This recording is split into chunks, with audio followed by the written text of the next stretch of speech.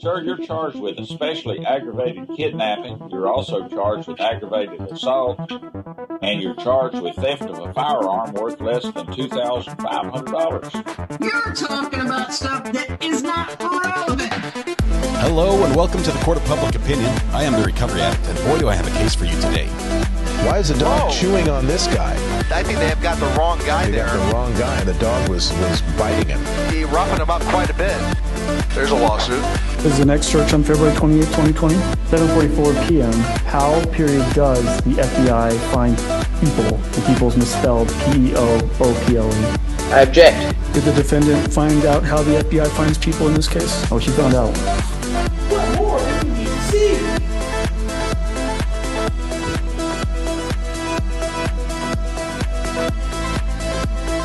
It's bigger than you. It's bigger than me. It's bigger than all of us. All right, welcome back to the Court of Public Opinion. I am the Recovery Addict. I know it was short, but lunch is over. Everyone get back to your seats. I don't like podiums either. Thank you, Greeners, for that. Greeners. Welcome back. Welcome people to Change My Mind, though. Respectfully disagree at the moment. Thank you, Barb. Appreciate that. I think, Barb, you were mentioning that I missed a count. I missed on the objection counter, which let me get ready here. Let's move that to there. Let's see what we have. We had 28, so I'm going to go ahead and put it to 29. I trust you. You've been keeping track of these things.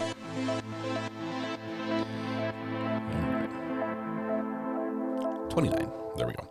So we'll be back with court in just a minute. Quick lunch. I think I had cheese for lunch. Just a little snack.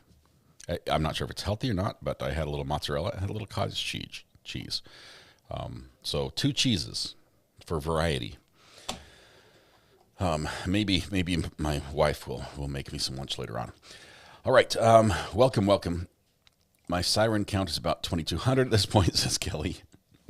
I'm not counting the I'm not counting those. That's a reverse sigh. So, Ryan, you said you sent me a video, and I was looking for that, and then I got distracted. Sent a video. There it is.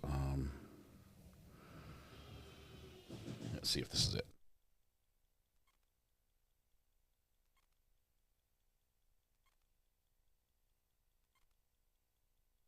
Is it?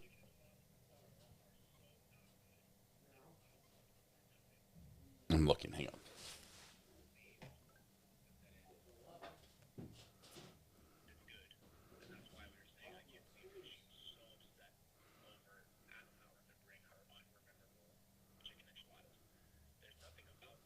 It's the chicken enchilada one, Rand? I think that's Cody saying there was nothing memorable. And that's nice. I love it. There was nothing about them that would make you say, oh, I need this recipe. Thank you for that. Let's see. It's Colby. Yeah, it sounded like Colby. All right. We need a robust siren counting methodology that's tethered to science and data. Nico K. Might be able to do that. How would I... Let me think this one through just for 1 second. Let me... Let's see.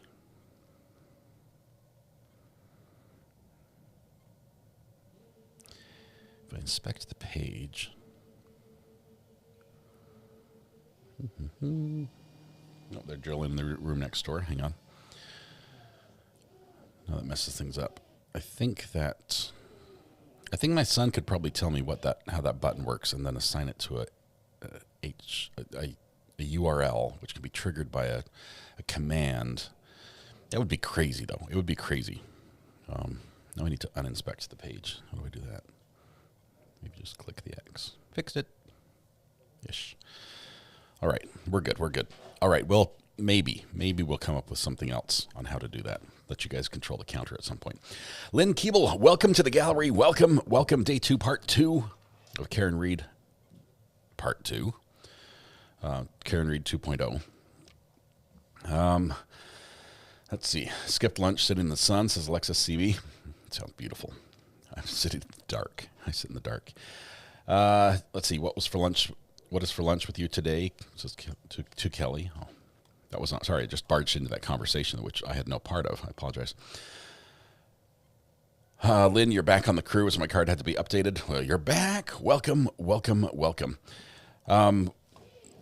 We have short lunches here. Man, we have short lunches. And I'm okay with that because the judges gets down to business. There are so many courts where we have like a 2-hour lunch and we start late and then we leave early. And we've, you barely get going. You get halfway through one witness and the day is over.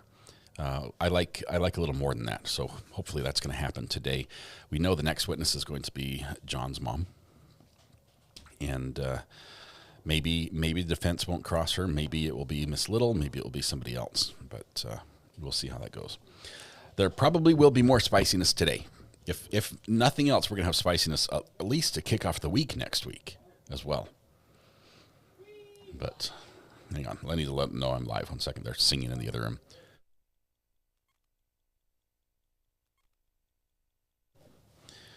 They said cool. Chat not on screen, says Greeners. Thank you. Greeners says that because he was the winner of the internet today. Congratulations, Greeners. You were first in chat. The internet is all yours. Maybe even Runkle level spiciness. Ooh, that would be good. I'm up for that. Don't get too excited yet. Bev is notoriously late. We've noticed that a little bit. I'm super excited about my boys who are like using a hammer drill in the room next door. The bathroom is getting remodeled. We are now putting up the walls, like the additional walls. We've knocked that's the hammer drill. We knocked the walls out between the tiny little closet of a bathroom and the huge walk-in closet that was off this room right here that I'm in, my studio. Cut the closet down to about a third the size, and that the rest of it is going to be the shower, but it's going to be open to the bathroom side. So we're building the walls to make that happen. By we, I mean they. So good work, sons. Make me proud. All right, anxiously awaiting for Proctor. Oh, that's going to be so good. The spice. House long to die from spice, Wheeler925. Sherry M says, just popped in to say hi before the circus starts. Hit the like button. Hope you all did as well. Have a great day, all mods on RI Chat. Friends, thank you, thank you. All right. The drilling noise. It's a hammer drill, so it's like it sounds like the guy at the auto shop, the tire shop, is putting your tires on. That's what it sounds like. That's the only drill I own. I used to have a regular drill, which I loved, and I broke it, which I did not love. Now I'm down to one drill, and I just can't bring myself to buy another because I don't want to do another project. If I have the tools, I'll have to do another project. So, let's see. I love how RA's 16 bucks has 4 views of the spinning fan. So it goes like this, Greeners. If you watch, this is Super Source, which is where I can put all the little, I can have like 4, 6 different images on the screen at once. I build everything down there. The next one right here, this is preview. So when I hit cut or take, that's what you're going to see next, is this fan right here. Camera 2, sorry, I have to watch over here. Camera 2 is the source. That's where the actual video of the fan's coming in at. And camera 6 is the hyperdeck, which is down here on my desk. It happens to be the same thing I'm recording right now, but I can have camera 2 and the hyperdeck be different if I'm playing something back on the hyperdeck and have something on the Apple TV that's different than the source. And this little box right here that's black right now, I just got my new Apple TV today, and so hopefully it works, is the idea. Let's see if it turns on. Getting absolutely nothing. Let's see, menu. It's running through a hyperdeck as well, but it's one over here. Input is HDMI. Okay, yep. Look, it's working. It says hello in like a million languages. See, now I can set up my Apple TV. Oh, go back to the other one. I don't know that one.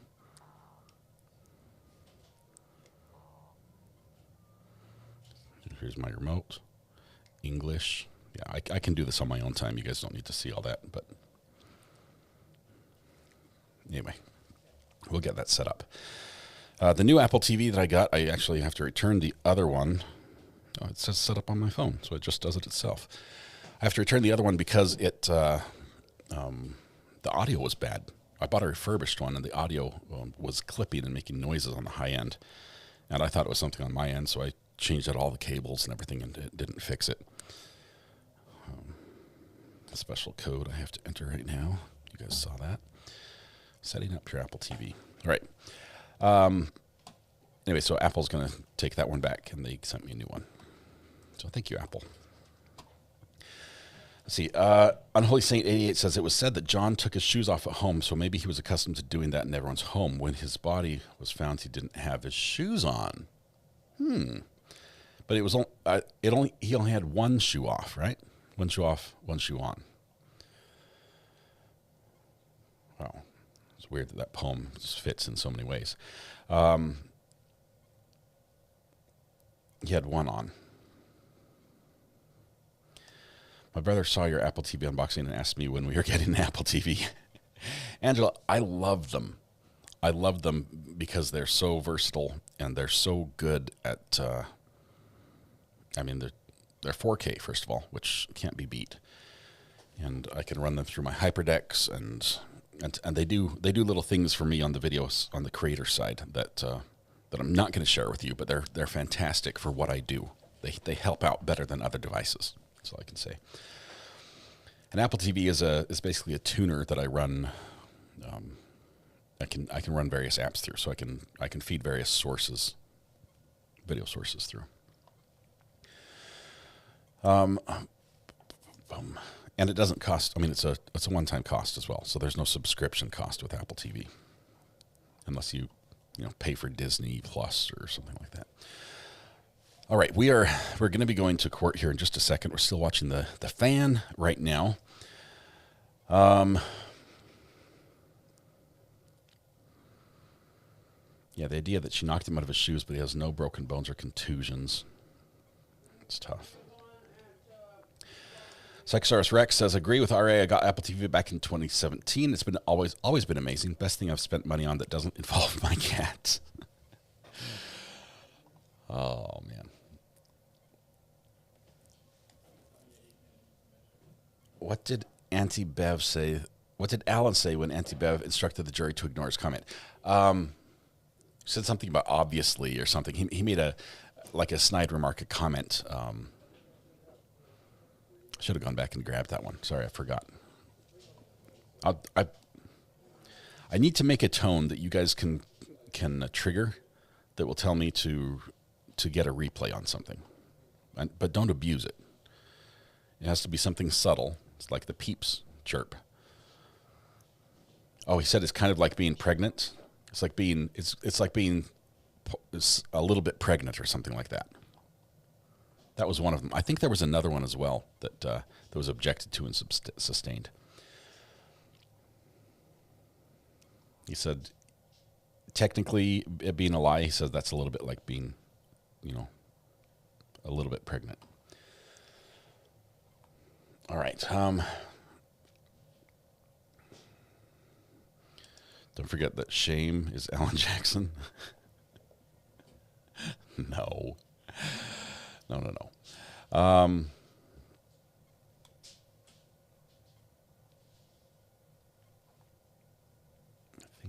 think that's it. All right. As we get ready to begin, we are a couple minutes late. By that I mean 2 minutes. So if the judge wants to get this show on the road, now would be the good time to do it. Control Apple TV with your iPhone. No. Is it all set up? Settings for your phone. Allow Siri to use. Yep, I want Siri. Apple will not listen in on my Siri questions. Right. Okay, continue. Warranty. I Shame agree. on you, sir. Terms and conditions. I agree. After making a purchase, do you always want to require a password when purchasing with this device? Yes. I don't remember doing this before. Require after 15 minutes. You got 15 minutes to raid my device and get something free. Have a TV provider? Nope, I don't watch TV. on home screen on every Apple TV. Are we going to address subject matter jurisdiction?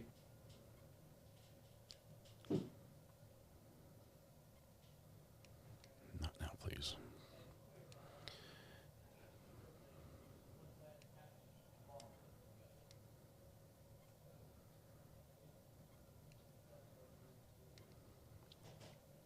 All right. I'm set up. Apple TV exists, but it's doing HDR instead of SDR. Don't miss the forest for the trees. Need to go to 1080p, SDR, 59.94 resolution, or 59.94 hertz. Now we're good. Everything's working. Okay, now we're happy. It just pops. Look at this. Look at this. It just pops. Look how bright this is.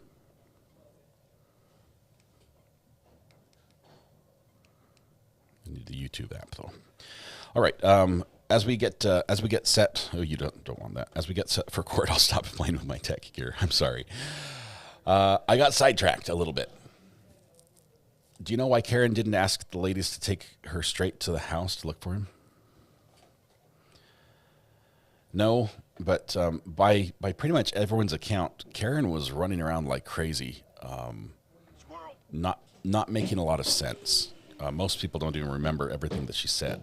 She was just there was noise. She was upset. She was agitated, but they don't have a lot of details. I read in the news today there was a fire in the garden center at Greenville, North Carolina Walmart. Is that the Walmart? Yes, that's the murder Walmart. That's the one. I mean, technically we have two. So if it was on 10th Street, that would be like the murder annex Walmart. But I didn't know there was a fire there. That's interesting. I wonder how that started, huh? Maybe somebody getting abducted on the other side of the store. All right. Bathroom remodel continues. Yeah, if you don't know about the murder Walmart, you need to join us more on the podcast on Thursday nights. So tomorrow night, 8 p.m., this channel, just click the subscribe button, ring the bell. You'll be notified when we go live with the Not Relevant podcast, and we generally talk about things like that. Okay. In front of the Walmart. There are lots of non-criminal reasons fire could have started at the garden section at Walmart. Yes, but we know which Walmart this is. And would it be reasonable? And I would say no. Super T, welcome.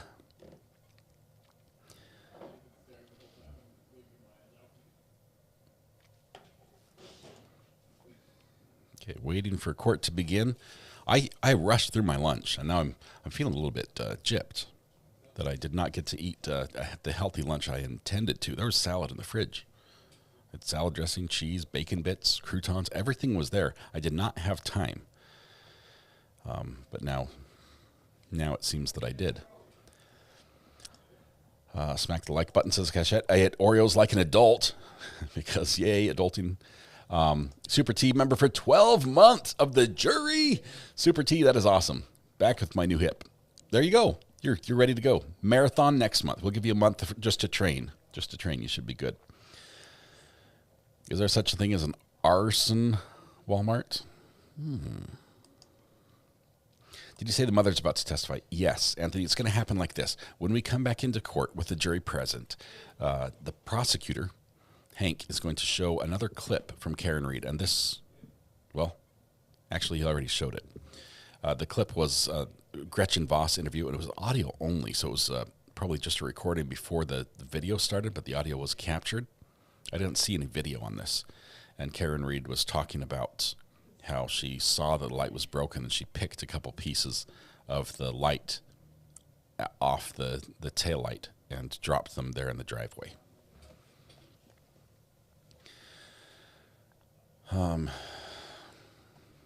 Georgia, you guys got a murder Walmart? I like Walmart. I shop there a lot. But, yeah. Kel's disgraced former Bells, welcome, gifted 5 memberships, welcoming new people to the chat. Thank you very much, Kel's Bells, for your your generosity here. Cachette, thank you. I've been working on the thumbnails. I slaved away on that one. I even got it done in time, like before we started. It's new and different. Had it up almost 12 hours before the live stream. You're rubbing off on me, Cachette. All the advice is paying off.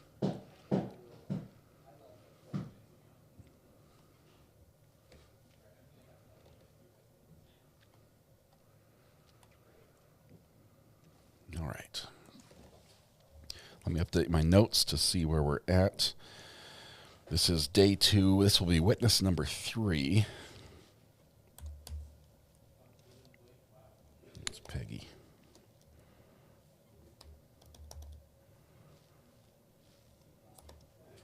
All right. Lindsay says, I'm not liking how memories are changing. I have a bad feeling for Karen. Lindsay, I hear that. This is a different trial that way. Specifically, we've had the two witnesses we've had so far. Their memories have changed to be better for the state, for the Commonwealth, if you discount the fact that the defense gets to now say, "Oh, you've changed your story this time." If it was just the fact that they testified to, I would say that the testimony from the two witnesses we've heard, both from Mr. Nuttall and from Kerry Roberts, is better for the prosecution. In Mr. Nuttall's case, I hit him 3 times. Obviously, the more times you can confess, the better it is for the state, right? In Miss Roberts' case, the more detailed description of the missing piece of plastic on the back of Karen's SUV that matches identically with how it was photographed in the Canton Sallyport. That's huge. The first time she said there was a piece missing. Now she says there's a piece missing, and it's square. So yeah, it's a little bit better, but the impeachment side makes it better for the defense. Yes, John's mom is next up. Peggy will be up next.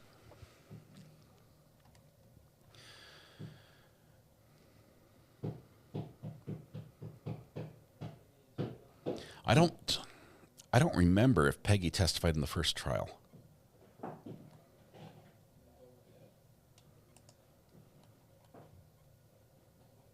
don't recall it.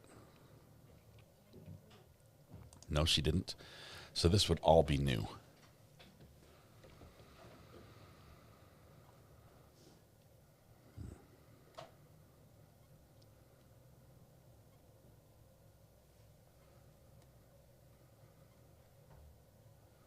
I'm thinking about what she could testify to, and clearly there were a couple points where Karen interacted with Peggy or the family that day, the morning of. That she might, this would open her up definitely to cross-examination, but she might testify as to relationship or what she observed between John and Karen. She might have some first-hand knowledge of that. It'll be interesting to see where they go with this.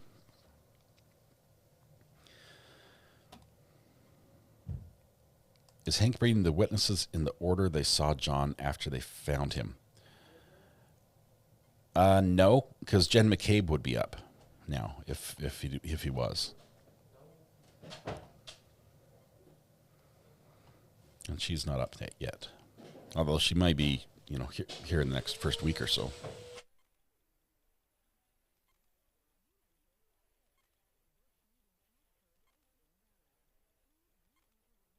They're vacuuming.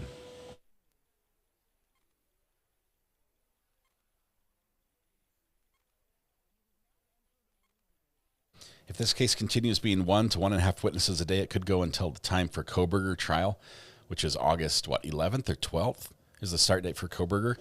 I don't think it'll go that long. Don't think it'll go that long.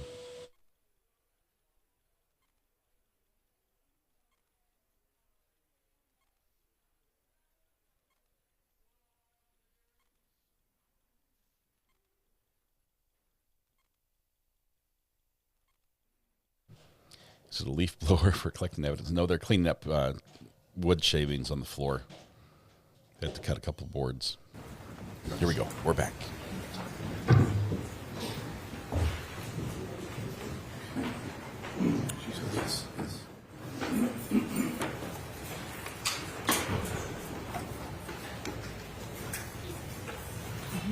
Counsel Sidebar.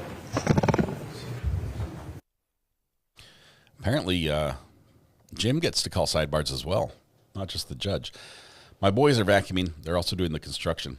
They got promised computer gaming time for each day. They put in a certain amount of hours because their school's over. Their college classes are over right now. So they got promised some gaming time, which they enjoy. So they're putting in the hours to earn it.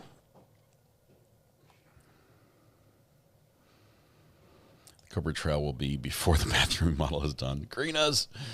No. Let me tell you what's left. Let me tell you where we're at. We're putting the walls, the studs up right now. So I need to figure out how to do electrical. I have no clue. I know that almost everything in my entire basement, including the studio, is on pretty much the same breaker. On which the breaker box, everything, it's all updated. All the wiring to the house is updated. The wiring in the house, not so much. We don't have grounds. I just chance it every single day. So I need to improve and at least have the bathroom be on a separate room. All right. Thank you, jurors. Yes, but they're technically adults. They're over the age of 18. All right. Your next witness, please, Mr. Thank you, Your Honor. The Commonwealth calls Peggy O'Keefe.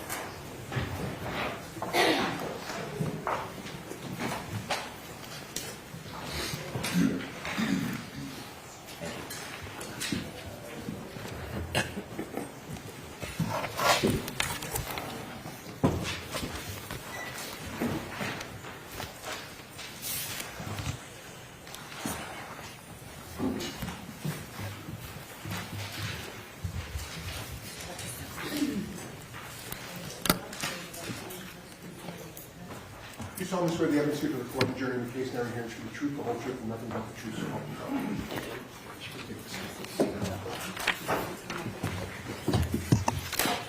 God. So, good afternoon, Mrs. O'Keefe. Yeah. All right, Mr. Brennan, whenever you're ready. Thank you, Your Honor. Good afternoon, Mrs. O'Keefe. Good afternoon, Mr. Brennan.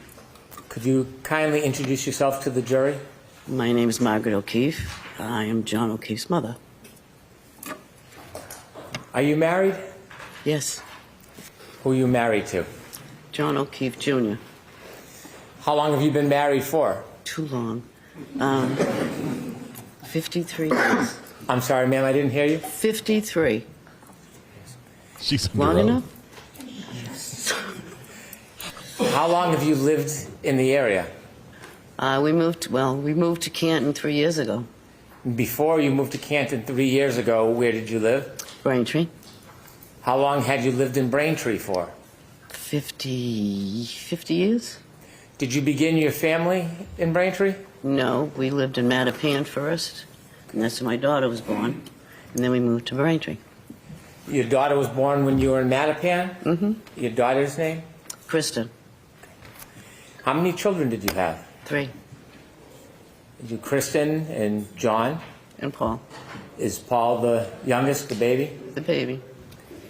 Did you raise your children, how long were you in Mattapan before you moved closer to here? I'm sorry, repeat that? How long did you live in Mattapan before you moved closer? 2 years. And then the rest of the time you were in the area? In Braintree. And tell me a little bit about your immediate family. My daughter.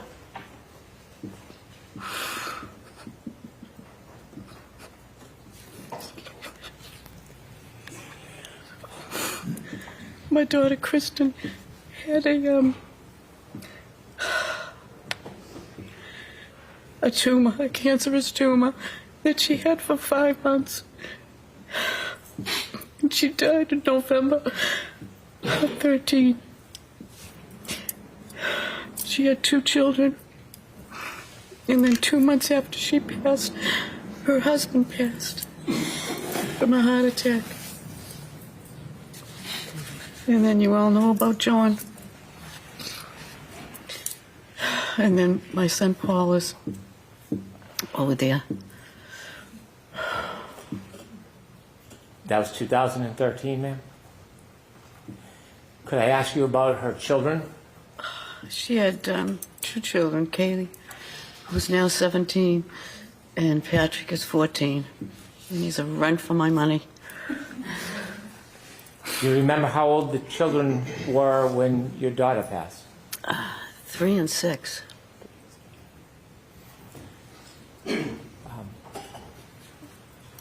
When that happened, was there any plan for the children?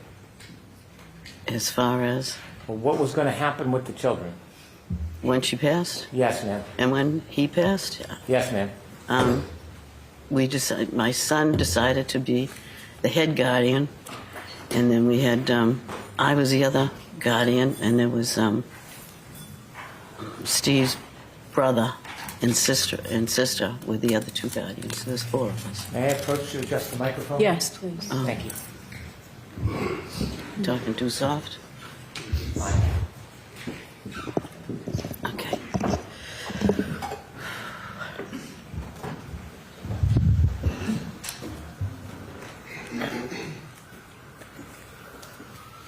Did I understand that there was a decision that John would be the primary guardian? Yes. Can you share with us how that decision came about? Well, he was single. The other 2 guardians were married, and they didn't have children, but he decided to do it himself, and then I was the second one in case he needed me. So I was over there most of the time, like when the kids get home from school or, take them places, and then have them on weekends so he could have a break. So that's what I did. Did other people help out in addition to you and John? Yes, my husband was there, and Paul and Erin were there, and the other members of Steve's family. I understand at some point John worked in law enforcement? Yes. Besides that, could you just share just a little bit about him with us? He was a police officer at headquarters.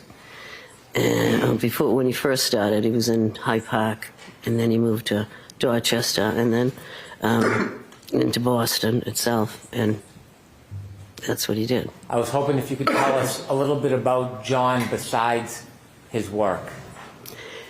He was enthusiastic with sports. He was wonderful with the kids. He took care of them and did everything for them. Take them places on vacations and everything. He was their number one, and they called him JJ. Would you mind if I showed you a photograph? No. May I approach? Yes.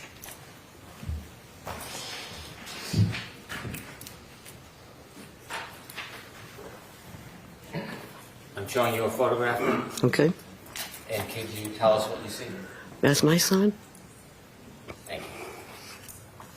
May I introduce this as an exhibit? Yes. Exhibit 16.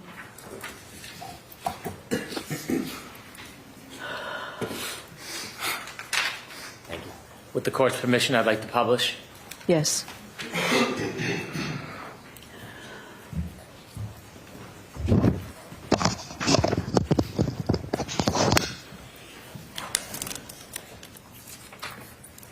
Ms. O'Keefe, do you know when this picture was taken? Oh, I really don't know. It was in the summer of I don't know what year. I really don't know the year. But is that one he probably took him to a fair or an amusement park, and he had his picture taken there with it. And then the kids were with him too. So. Do you know how old he was in that picture? 43, maybe. Okay. What year was John born? 75. Ms. Gilman, could you take the photo down, please? It's 2 years older than me. How old was John when he passed? 45. My mind's not working right now. I understand. It's okay. Can I ask you a few more questions? Okay. You let me know. Means he's almost done. I want to go back to the morning of January 29th, 2022. Is that okay? Yeah. Were you home? I was home in Braintree. In Braintree? Mm-hmm. Who were you with? My husband. Did you receive a phone call? Yes, from Carrie Roberts. It was about 6:15, between 6:15 and 6:30 in the morning. Did you know Carrie Roberts? Yes. How did you know her? She lived in Braintree for a while. John and her were friends. They went to the junior prom together. And then we found out that she moved. She lived in Canton, and she was around the corner from us, and she helped us out with the kids. And when you were helping take care of the kids, would you often see Miss Roberts? Yeah, because she'd take Patrick and her son Ryan places. And, yeah, so I saw her all the time. Often? Yeah. When she called you that morning, do you remember the conversation? Yeah, she said John was found in a snowbank. And I didn't understand, which I said, what do you mean, found in a snowbank? She said, they found him in the snow. They don't know what happened. She says he's brought up to the Good Samaritan Hospital. So she says, I'm going to come get you and Papa because I don't want you driving. I says, we can drive there. We both have four-wheel drives. And she says, no, I'm coming. So she came to get us. And it took a while to get there because the snow was bad. And in the meantime, I had called one of my nieces to find out, because one of my other nieces worked at Good Samaritan. I just wanted to know if she could find out anything about it. And I just couldn't get a hold of her. So when we get up there, they told us to sit in this room, and they would bring us down shortly. So finally they said, okay, you can go down. So we started walking down the corridor, and as I'm walking down, I hear Karen Reed yell, Peg, is he dead? Is he dead, Peg? Peg, is he dead?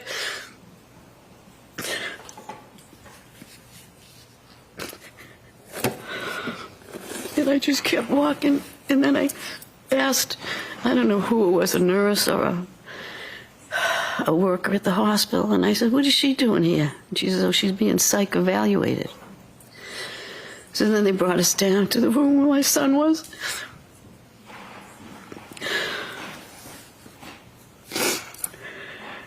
He's bruised up, his eyes were closed. Just not a good scene. Okay.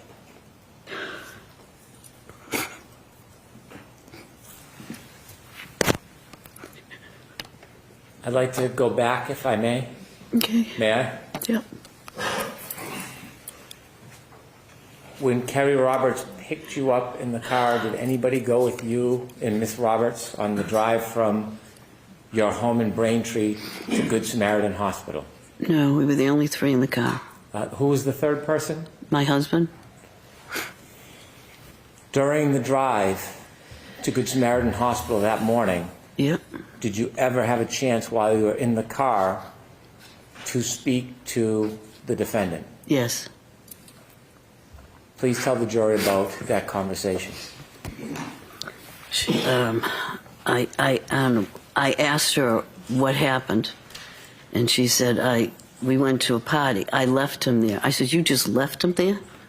She said, yes, I just left him there. Did she say whether she left him inside or outside? No, she just said, I left him there. Did she tell you whether or not she left him in the driveway or the street? She just said, no, I just left him there. You told us that when you got into Good Samaritan Hospital, you were walking down the hallway and you had another interaction with the defendant. Yes. And you told us that she was asking if he was dead. Mm-hmm. Can you describe a little bit where in the hospital you had this interaction with her? when they took us down to the emergency room, the doors open, and there was a corridor to go down to the other rooms, and she was on the left-hand side, and that's when she saw me come in, and that's when she started yelling, "Is he dead, Peg? Is he dead, Peg?" So when she was yelling, could you describe her mood or demeanor? Was she animated? She's loud, and I don't know. She was just loud, and as she was saying it. And when she was asking you, "Is he dead? Is he dead?" did you again ask her a question? I just asked the nurse, "What is she doing here?" Okay. And did you speak to Miss Reed herself? No. No. At some point, and you and your husband got to see John? Yes. And were you with Kerry at some point? Kerry was there, and then my son Paul was there. How did you get home? I think I went home with Paul, and I think my husband went home with Kerry. We went back to Canton at the time. Do you remember generally the time frame? Was it morning, afternoon, evening? No, it was morning. Do you remember getting home that day? Yep. It was snowy, icy. Was anybody home when you got back? No, it was just us. And then the kids started coming home. And that's when I was trying to, take care of them. And then there was a knock at the door. And it was Karen, her father, and her brother asked if they could come in. And I was just trying to calm the kids because Patrick was just out of control, yelling. And then they came in. And then he said, "Do you mind if we go upstairs and get a couple of her things?" Which I never should have let them go up there. But at the time, I just couldn't think straight, and I really didn't have anybody else to help me keep them down in the kitchen. So I don't know what they got up there, what they did up there. How long were they, when you say upstairs, do you know what room they went to? I assume the bedroom. So I'm going to strike that, Mrs. O'Keefe. If you could just, what you actually know, okay? And Mr. Brennan can ask a better question. Thank you. Could I lead a bit? Yes. You can lead. And how many rooms are upstairs in John's home? 1, 2, 3, 4 bedrooms and an office. And off the master bedroom, there's a bathroom, and then there's a closet. It's a big house. Did you see the defendant and her father go upstairs? I didn't really see them go up, but I knew they were up there because I could hear them. You didn't follow them up or go to look? No. You didn't know which room or rooms they were in? No, I'm assuming the bathroom and the master bedroom. My question was poor. You didn't see which rooms they actually went in? No. How long was the defendant upstairs in John's home with her father? I don't know, maybe 10, 15 minutes. Did you see them come back down? No, I did not. When they were upstairs, what were you doing? I was trying to calm the kids. Both of them? Yeah, well, mainly Patrick. How was Patrick reacting? He was very upset once we told him because he slept over a friend's house the night before, and he just said, "I'll never see him again."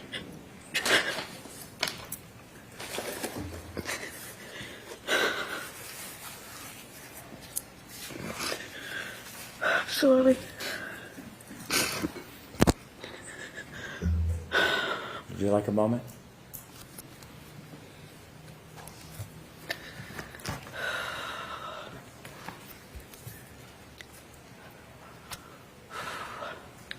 Mrs. O'Keefe, would you like to take a short break? No, that's fine. Thank you.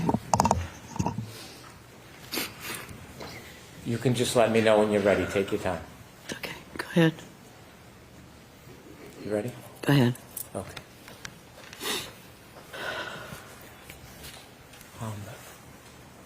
That morning, when the defendant and her father came into your home, did you personally interact with the defendant?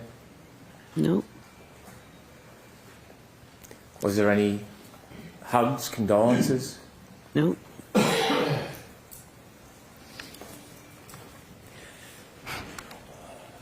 Did you ever confront the defendant with any accusations when she was in your home that morning? I don't even remember her being in the house. When she went upstairs, that's the last I saw of her. Did you ever lean over a kitchen island?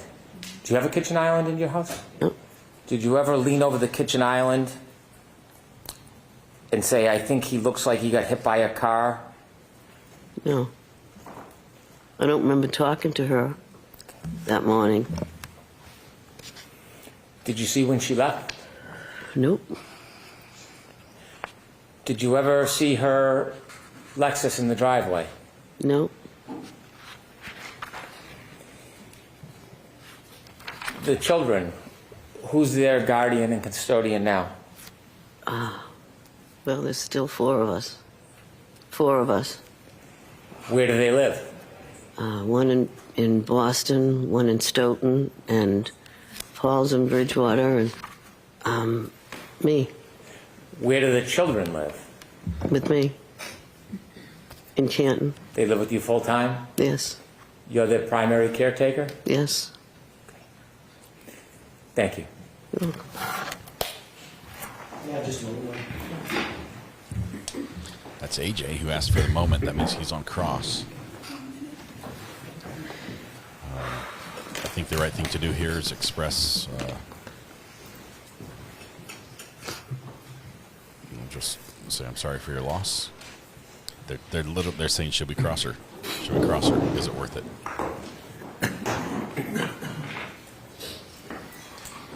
Sorry for your loss.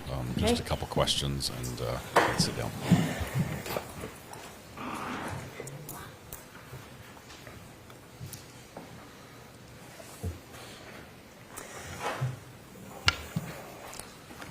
Mrs. O'Keefe, I'm very, very sorry for your loss. I have no questions for you. There it is.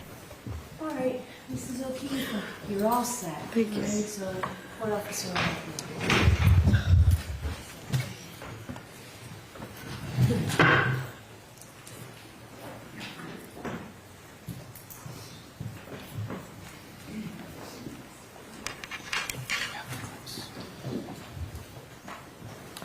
it's when you're dealing with victims and family members of victims, especially emotional family members. I would like to introduce 2 clips, labeled 4 and 5. It's you don't want. Everyone was crying. You know, everyone had a tear in their eye. The jurors probably needed tissues as well. You don't want to get up there and go to bat and both clips 4 and 5 are on that zip drive. Okay. You want to score points against a witness like that because you end up losing the battle.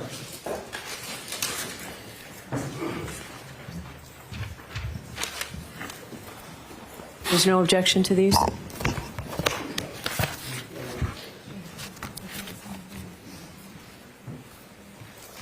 I don't know what they are. Is there a second, please? Once again, the defense is playing the I don't know what they are card. We might need another 5-minute break. The judge is a little frustrated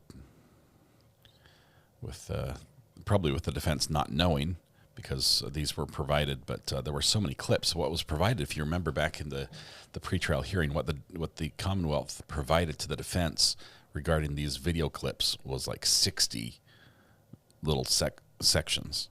And when they say, I don't know what they are, they know it's one of those 60, but they don't know which clip they're going to show. And so they're playing this, I don't know which one you're showing right now. How do we get ready if you won't tell us which one it is? We prep for 60 different clips. So that's the discussion that's happening right now.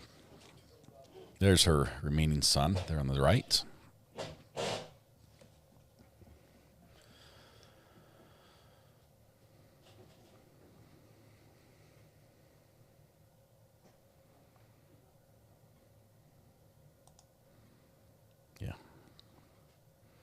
Susie, there's a song by Dave Matthews Band called Gravedigger, and part of it says you should never have to bury your own babies. First of all, I'm a big fan of Dave Matthews Band. he is such a good lyricist and an incredible singer. His talent is unbelievable. Some people don't like his style, and I can understand that. But yeah, that's, you know, you can tell it's still hard on her.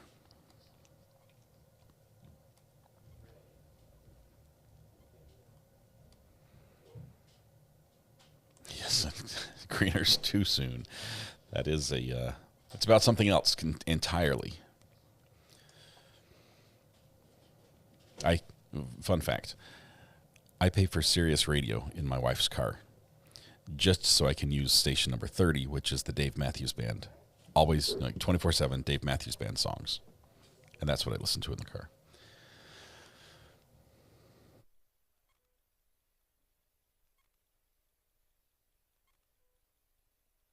It is worth the $3 a month for that music.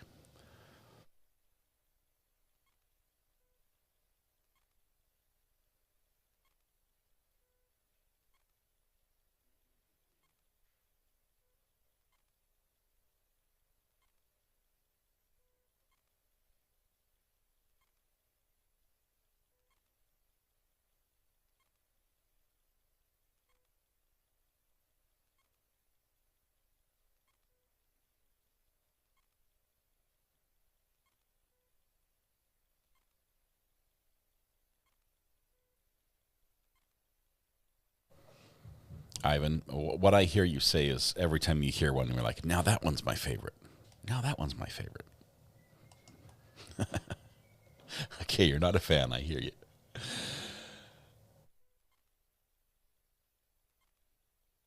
Yeah, I think I pay $3 a month for Sirius Radio, but you have to sign up for their free trial, then cancel, and then wait for the deal. Oh, hammer drill. Wait for the deal to come in a letter.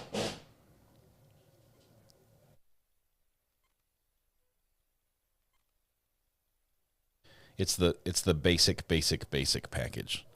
There's no phone, emergency help, anything, OnStart, nothing else. It's just another short recess. Hopefully you'll get to walk right through the first session courtroom this time. Thank you. Court, all rise, please. Jurors, close your notebooks and follow me.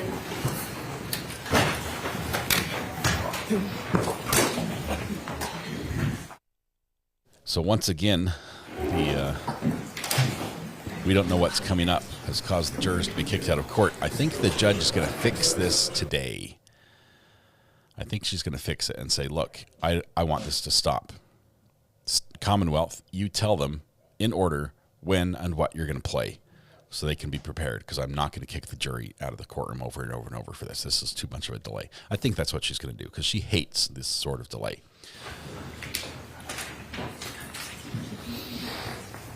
And we get some arguments. All right, so I'll watch the first one, then I'll hear your argument, Mr. Brennan and Mr. Jackson. Thank you. So, Ms. Gilman, if you play that first one, Big please. sigh. Another sigh. They had pulled into the driveway before me, so I was presuming she saw my cracked taillight and was thinking, did you hit my son? I could sense from her that she was looking at me very warily. And then when John's nephew came home, I just wanted to see him and squeeze him. It was quite uncomfortable. I said, Dad, come upstairs to the master bedroom. I said, I think I need to leave. I said, I think John's mother thinks I did something to John. Okay, so a brief segment of a clip. All right, there. so tell me why I should admit that clip. You should admit this clip because it demonstrates consciousness of guilt. On the morning of John's death, Miss O'Keefe sees her son at the hospital and goes back to Mr. O'Keefe's home. In the driveway is the alleged murder weapon, the Lexus with the broken taillight. It's the middle of a snowstorm, and a prelude to that is there is a phone call from the defendant's father to the Dayton police looking for a ride to go in and see his daughter at the Good Samaritan Hospital. He's looking for a police ride because the weather conditions are so terrible. When the Dayton Police Department declines that ride, He gets the assistance of his son, and his son's wife pick him up and bring him to the hospital. At the hospital, there are a number of comments made. I think I hit something.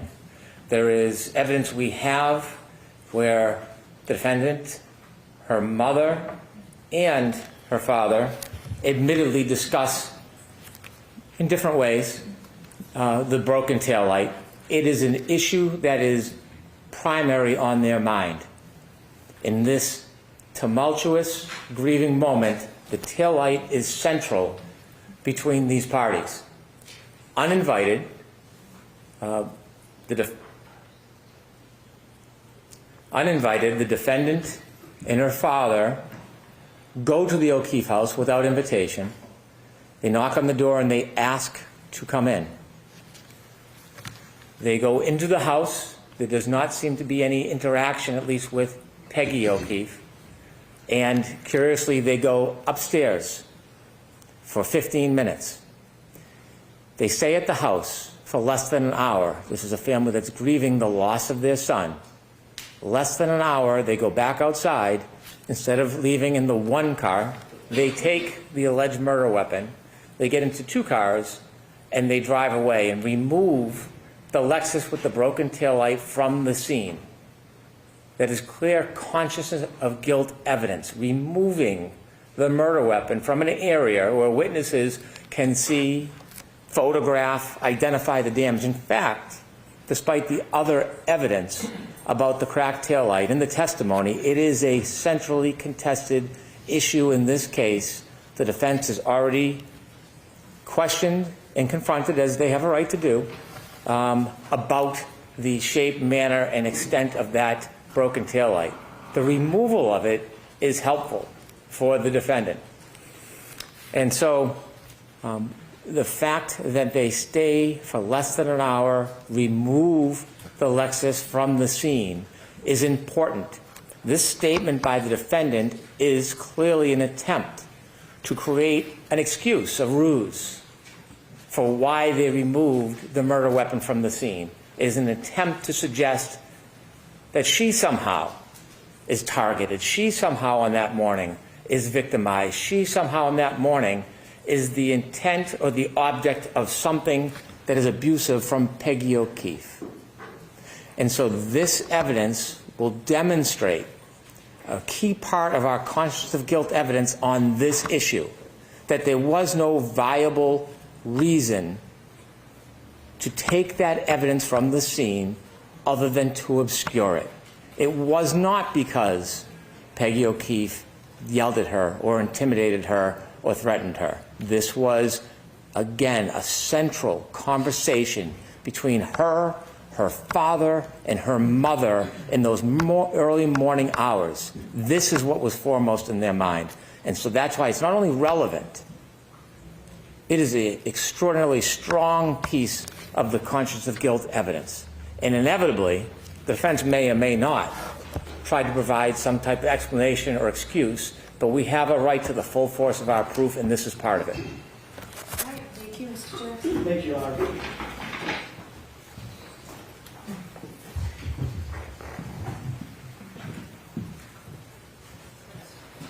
With regard to the first clip, which is clip 4. That's the only one we're discussing right now.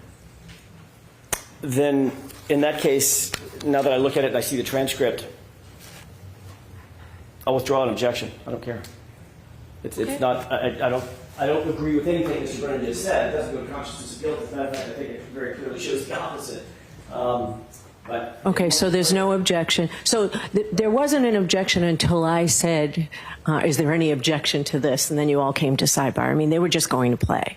So there's no objection to the first clip, right? Yes, correct. Okay, so let's hear. I made an objection to sidebar from withdrawing it. Okay, so Mr. Brennan, play the second one, please. Yes. Interesting.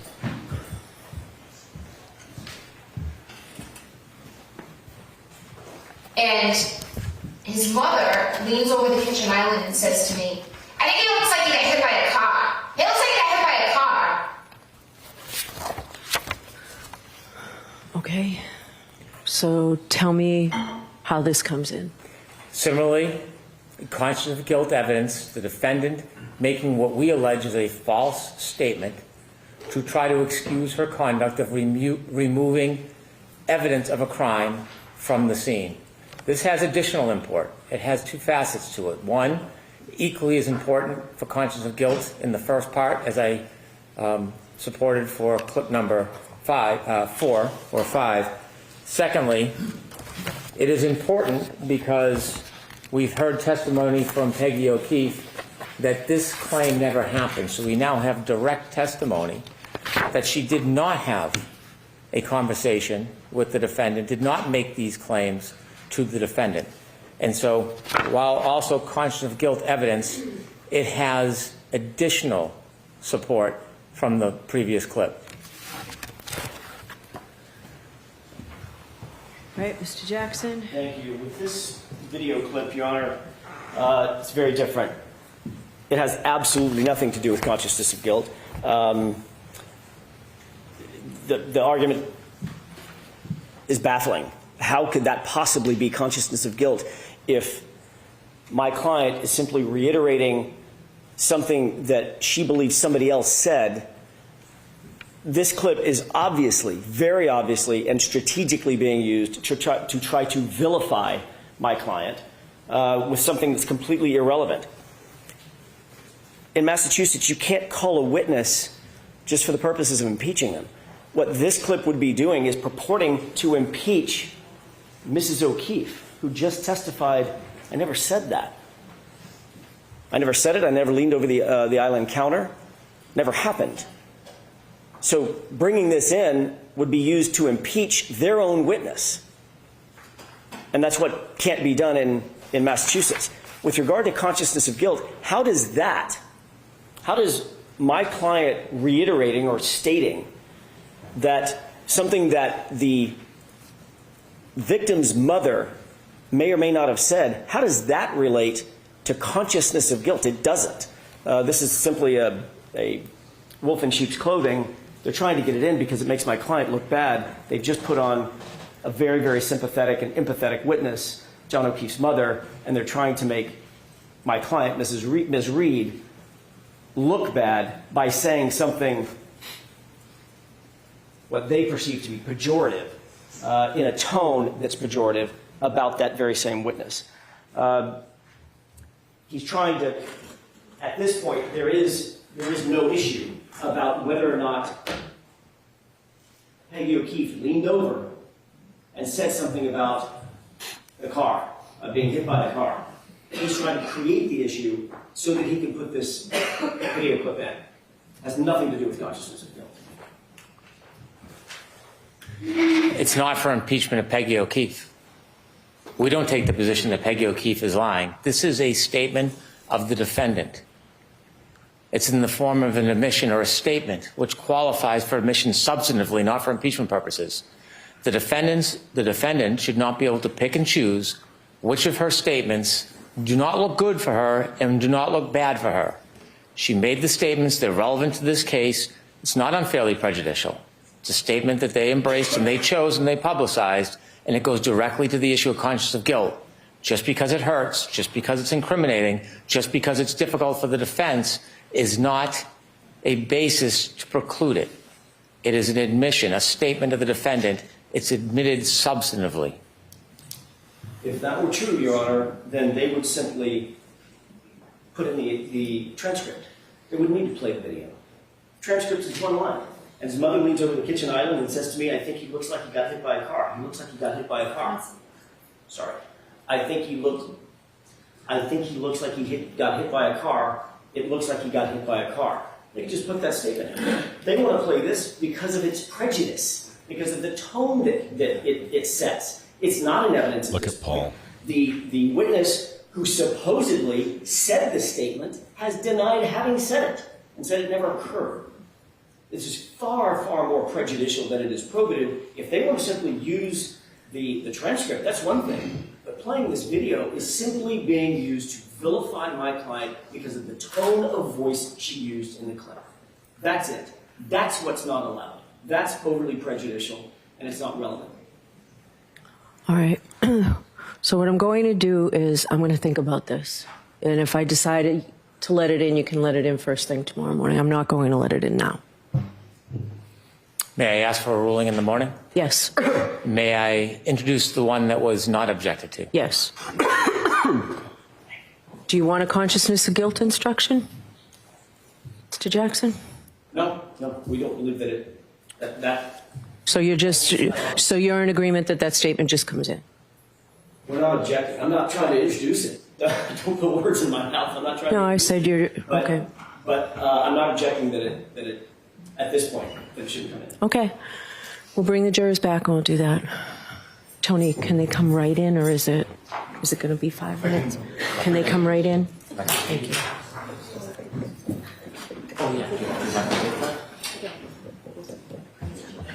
May I clip that's under consideration and just admit the other one? Yes, and give it to me Well, they're so I can coming look in. at it, please.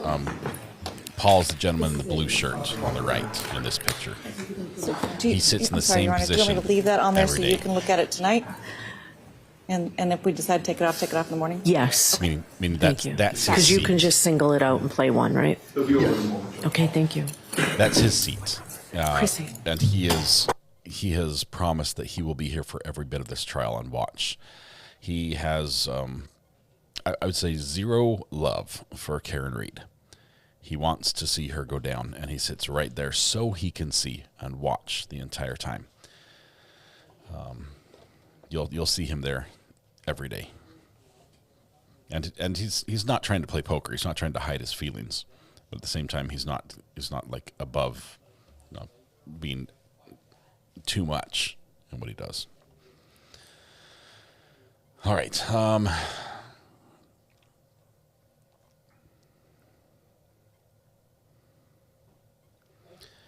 Yes, I think there has been some interactions between him and defense or defense supporters outside of the courtroom.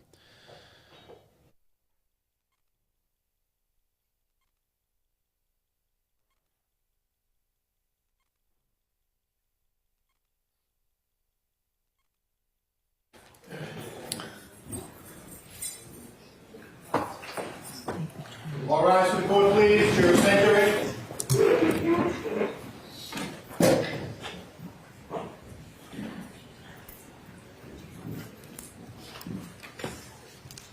Ivan, we don't have many other trials where the defendant has made so many comments to the press. That's the problem.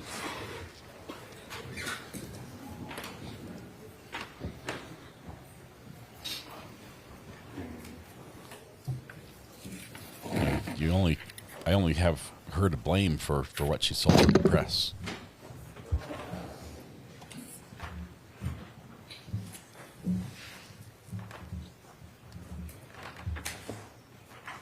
Court is back in session. You may be seated.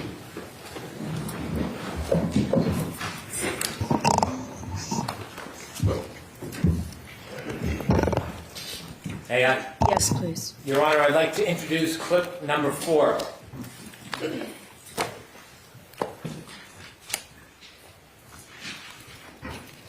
They had pulled into the driveway before me, so I was presuming she saw my cracked tail light and was thinking, did you hit my son? I could sense from her that she was looking at me very warily. And then when John's nephew came home, I just wanted to see him and squeeze him and hug him. It was quite uncomfortable. I said, Dad, come upstairs to the master bedroom. I said, I think I need to leave. I said, I think John's mother thinks I did something to John. May I call my next witness, Your Honor? Please. The Commonwealth calls Nicholas Gino. A little shaking of the heads amongst the defense, surprised about the order they're calling here. Like they weren't expecting this particular witness at this time. Nicholas Gurimo.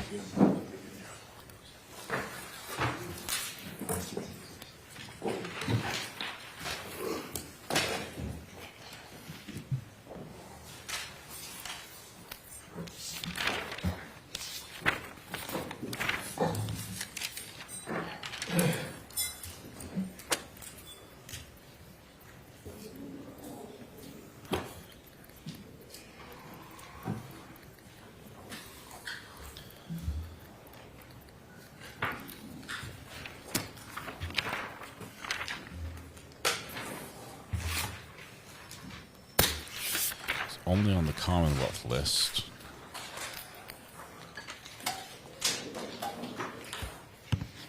Now, let's see.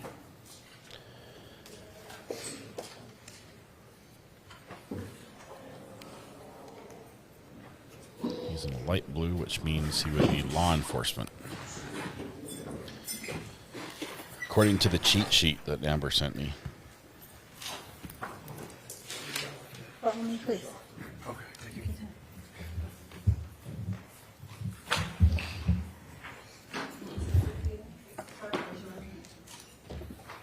Do you solemnly swear the evidence you give to the court and jury in the case now and here and should be the truth, the whole truth, and nothing but the truth, so help you God? I do. Thanks. She continues. Hi. You stand or sit however you're most comfortable, okay? Thank you, Your Honor.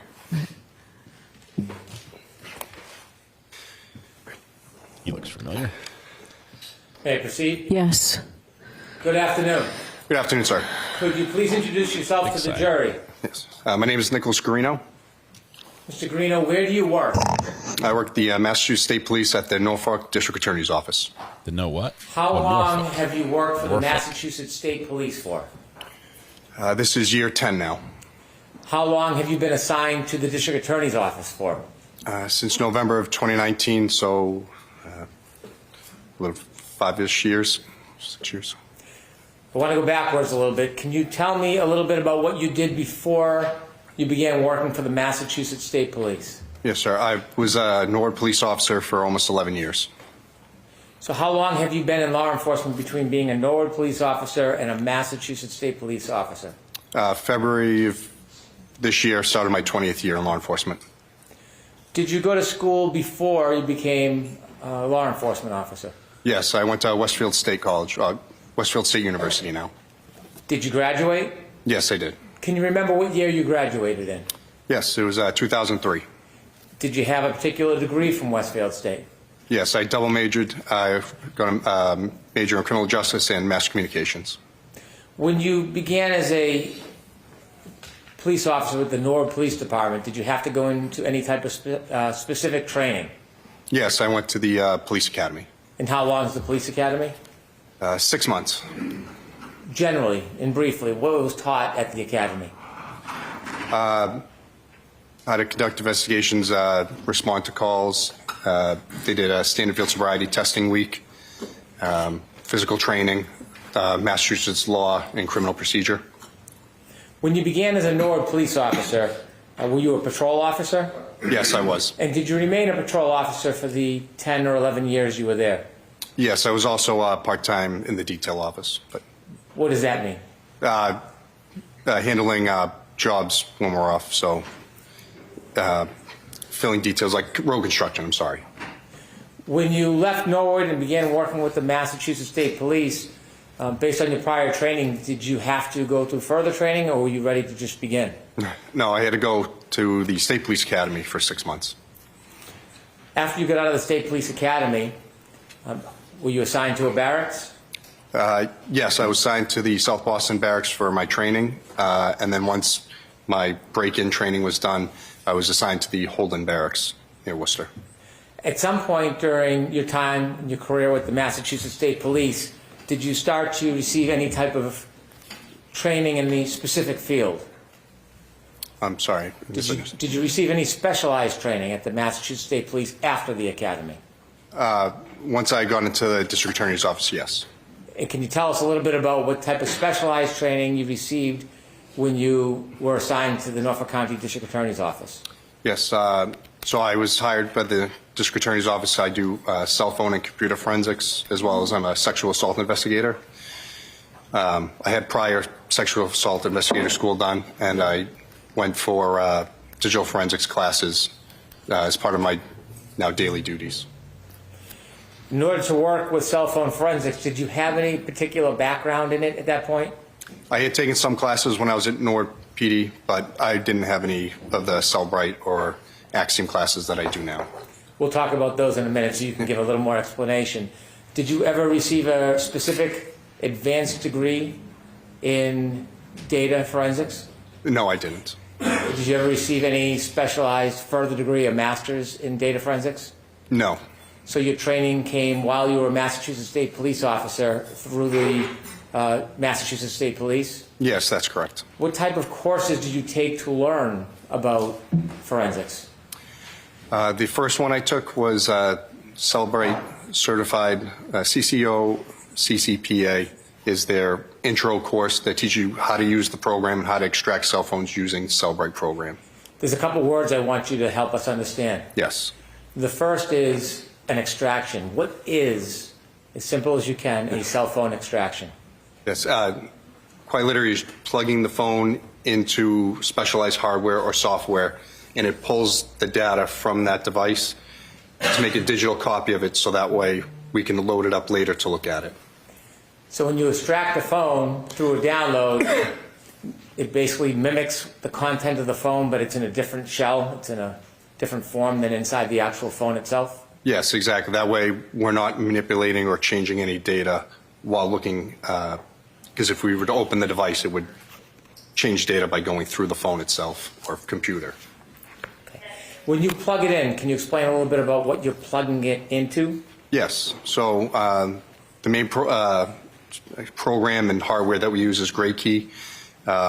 It is, again, specialized software and hardware that once the phone's plugged into it, the software is able to extract the information if we have the passcode. If we don't have the passcode and the phone is supported, it's able to guess that passcode depending on how long. Like for an iPhone, if you have a 4-digit, it could take months. If you have a 6-digit, it could take up to 35 years.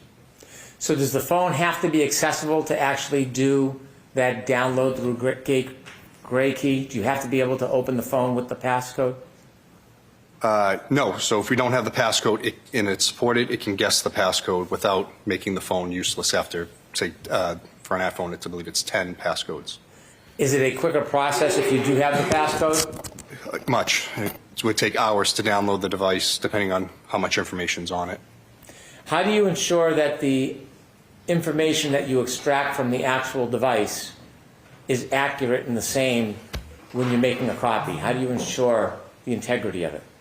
So with GrayKey, it produces a progress report as it goes through its process. The only two fields that we can sort of amend in that PDF that it spits out is the ID number and then the investigator name. So after the data is pulled out, it creates a hash value, which is like a digital fingerprint for that specific information. So if you had gone in and to edit or change it, that digital fingerprint would change. It would change the big long string of numbers that it attaches to that file. The digital fingerprint, is that the same thing you're referring to as the hash value? Yes, exactly. And how do you ensure that the hash value of the product, the copy, is the same as what's on the phone? You can run the zip file that it creates with the information into a hash calculator, and it will give the same hash as what is produced from the GrayKey PDF report. So if something had changed or there was an error with it, the hash would not be the same as what was given from the PDF, and that's how we know that the data is not the same. So if you download a phone and it has a hash value, this digital fingerprint, and then someone was to manipulate the phone and remove anything, even a period, from that data, if it's run again, will the hash value change? Yes, it would not be the same because it will show. I'm sorry, even if it's just a period? Yes, any alteration to that initial extraction with that number, it immediately would change. So if you have an item, a computer or a phone, and you put it through the GrayKey program, and you do an extraction, a copy, where do you store that copy of information if it's not on the phone that you originally have? What do you do with it? So once the program pulls that information, we have to place it onto our secure server at the office, and we'll take any of the files that were given via the extraction process, and it's saved there for us. And so you copy it on another link or another digital file? Yes, we'll save it to the server at the district attorney's office. Can it be put on a physical item, like a zip drive or a hard drive? Yes. If you put that download onto a zip drive or hard drive, how will you know if that information on the hard drive matches the same information you originally downloaded from the phone to the server through GrayKey? Again, like I said, you could run the hash value of that file again to correlate it with the PDF that we were given once Gray Key has given us the information. So that's how you would know all the information is the same, nothing has changed. So for example, if you download an iPhone and it has that digital fingerprint, hash value attached to it, and you make a copy or multiple copies, is the way to test whether or not those copies are exactly accurate is to look at the hash value of each copy? Yes, and copying the zip file would not change the hash value. The only way it would change is if you physically went into it and deleted information somehow. So now that you have the item, say for example an iPhone, and you've downloaded it through Gray Key, which is hardware and software, and it's on a digital file, can you just open it up and start reading it like a report or a book, or do you have to do something else to it? No, once it's pulled into that zip file, it has to be opened into another program, which there are many forensic tools, but the ones at the office we use are Cellbrite or Axiom. They're just two brands, and then those programs make that information readable so we can actually look at it. So if you were to download a forensic copy and you were to open it up without using that subsequent software, would you be able to read or see anything that's on that data? To be honest, I don't know because I've never opened one of those zip files to know what's actually in them. After the extraction happens, after there's that copy made, did you mention this further software you would use to be able to actually read the data? Yes, so that's Cellbrite and Axiom. They're two different programs, but those programs will make the information readable. Are those the programs that you typically use? Yes, they are. And there's other programs out there, but those are the two that we normally use at the office. Are they commonly used in the Massachusetts State Police? Yes, they are. Are there other programs beyond Axiom and Cellbrite that can be used to decipher the information so you can read it? Yes, there's many. In your entire time with the Massachusetts State Police, have you used any other programs other than Axiom or Cellbrite? To look at cell phones? Yes. We have Sanderson forensic software that can look at databases that are in the phone to look at information. I don't normally use those because I don't want to say, I'm probably not proficient enough that I would know this exactly means this, or I wouldn't want to confuse anything that I'm looking at. When you look at the information after it's been through the extraction and then the analysis through the software, is the data still available if you want to look into the data? From the zip file itself, sir? Yes. Yes, it's always available. It's, like I said, the data in the zip file that Gray Key gives us is never changed. It's just being loaded into another program so we can see it. That's all. The software that you use, whether it's Cellbrite or Axiom, does that do the work for you as a forensic examiner? Yes. So it runs, as the program runs, I should say, it will bring up different tabs. So it'll say phone calls, chats, photos, the databases, all different things that Cellbrite, their software, has run to pull this information out to make it easier for investigators to find what they're looking for. Beyond the initial report that you can look at and look for the information, if you wanted to as a data forensic examiner, could you look deeper beyond the production of those software programs? Yes, you could. Forensic data analysis, when you look at these tools that provide these initial reports, is that the beginning, or does it dig deeper when you're a digital forensic analyst? No, these reports are finding the low-hanging fruit in the proverbial tree. So it's showing you the stuff that the program is set that most people are looking for. As I said, the phone calls, the chats. If you need to go deeper into it, as I said, there's other software out there where you can pull these databases and try to go through the code to find what you're looking for. Once you find something, you would have to corroborate it with other evidence or data to make sure what you're looking at is exactly what you're looking for. Have you been involved in the download, extraction, and analyzing data on phones as your role with the Massachusetts State Police? Yes, that's my primary role. in the DA's office currently. And how many years have you been in that role? Since November of 2019, so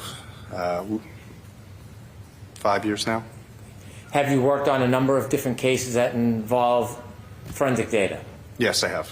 Is there a routine or a practice in your present role when you make a copy about what process you use and how you produce it in a case? I wouldn't say there's a normal process. It's all case dependent. A lot of cases we get, people want PDFs of the information, portable cases that we can create, so it's basically the portable program that I'm using. That way someone could find the information they're looking for, or I give the raw information if requested. What's the difference between PDF form and raw information? So Cellbrite can create a PDF form of every bit of information in the phone. It could be like a 10,000 page PDF. It literally just lists everything that's in there. If I create a portable case, as I said, that is basically like me giving you the thumb drive, and it's showing you exactly what I'm seeing, and you can click on the tabs yourself from your own computer. And then if I give the raw file, that means someone has to go in and load it themselves to look for it. Typically, when you are producing evidence of discovery in a case, do you produce PDF or the raw file? As I said, it's all case dependent. Not all cases have forensic experts to come in to look at the information, so I'll supply whatever is requested. Normally the PDF or the portable case is what I give, but if more is requested, that's readily available. And so the raw data, if requested, do you provide that as well? Yes, if requested. In this case, were you involved in any type of forensic data extraction? Yes, I did the extractions of multiple phones and analyzed multiple phones in this case. You mentioned that there's a software and hardware, the gray key unit. Where's that located? That's located in the digital forensics laboratory, which is keycard access and alarmed. Excuse me, at the Norfolk DA's office. Are there other cases, or the multiple cases that are occurring at the same time? Yes, we constantly have phones coming in and out and being worked on. What if you have a phone and the gray key unit's being used? What do you need to do? We need to wait for that phone to finish, because if we say we unplugged it, it would interrupt that data transfer and we could lose it. So we wait until the phone's done, and then the next phone goes up. Did you become involved in some way in this case? Downloading devices, sir? Well, I'm asking generally for... Oh, yes, sorry, yes. Were you involved in investigating this case as far as speaking to witnesses or going to the scene? No. Can you describe the best you can what your role was relative to this case? Yes, so I was brought, as I said, phones from this case to have the data extracted and then have it ready in our Cellbrite program for the investigators to look at.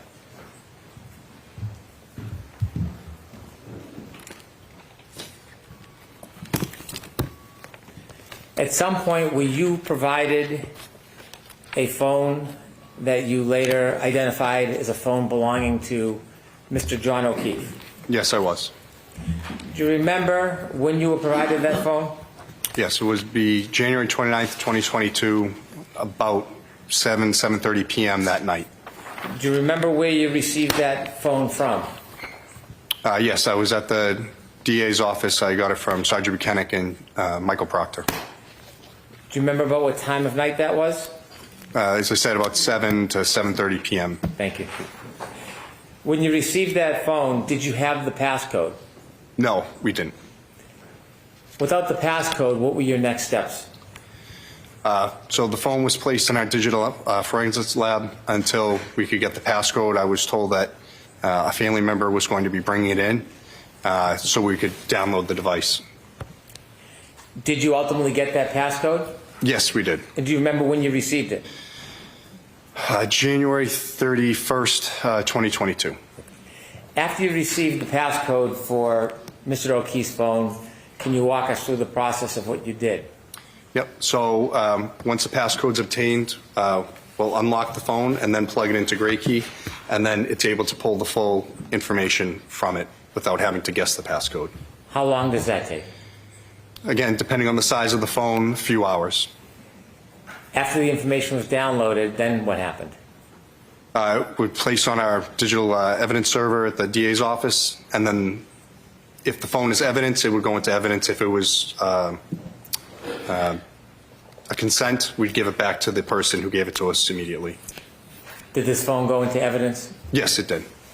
When you downloaded the information through Gray Key, which you said was the hardware and software, does it produce a report with that digital imprint?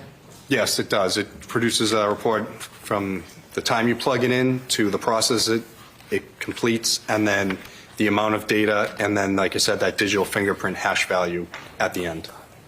And did you do that with this phone, Mr. O'Keefe's Yes, phone? May I approach, Your Honor? Yes. When I'm looking down, I'm texting her, and I'm trying to get a copy of one of the judge's orders regarding ARCA for the Monday hearing. That's what I'm doing right now. And I'm standing, trying to stay awake.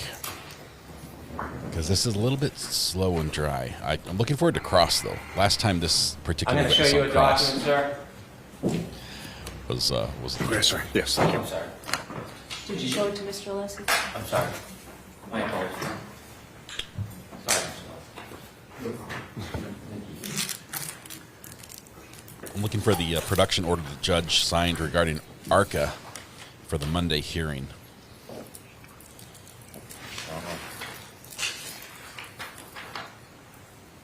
Thank you, Mr. Green. May I? Yes. I'm showing you a document. Can you look at both pages, please? Okay. Do you recognize that document? Yes, this is the. I'll just ask you a couple more questions if you don't mind. What is it? It's the Gray Key progress report that they give once the phone extractions are completed.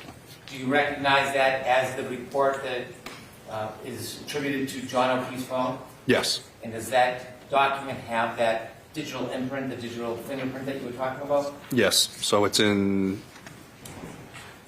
Yeah. So it's here on the back. I just want to see if it was in two places. But it would be here for the. Sorry, it's got cut off. But. Why don't I put it up for an exhibit so that Okay. you can show it? Okay. I'll ask you some questions. Okay. I'd like to introduce this as an exhibit, please. No objection, Your Honor. Okay, thank you. Is it 18th of March?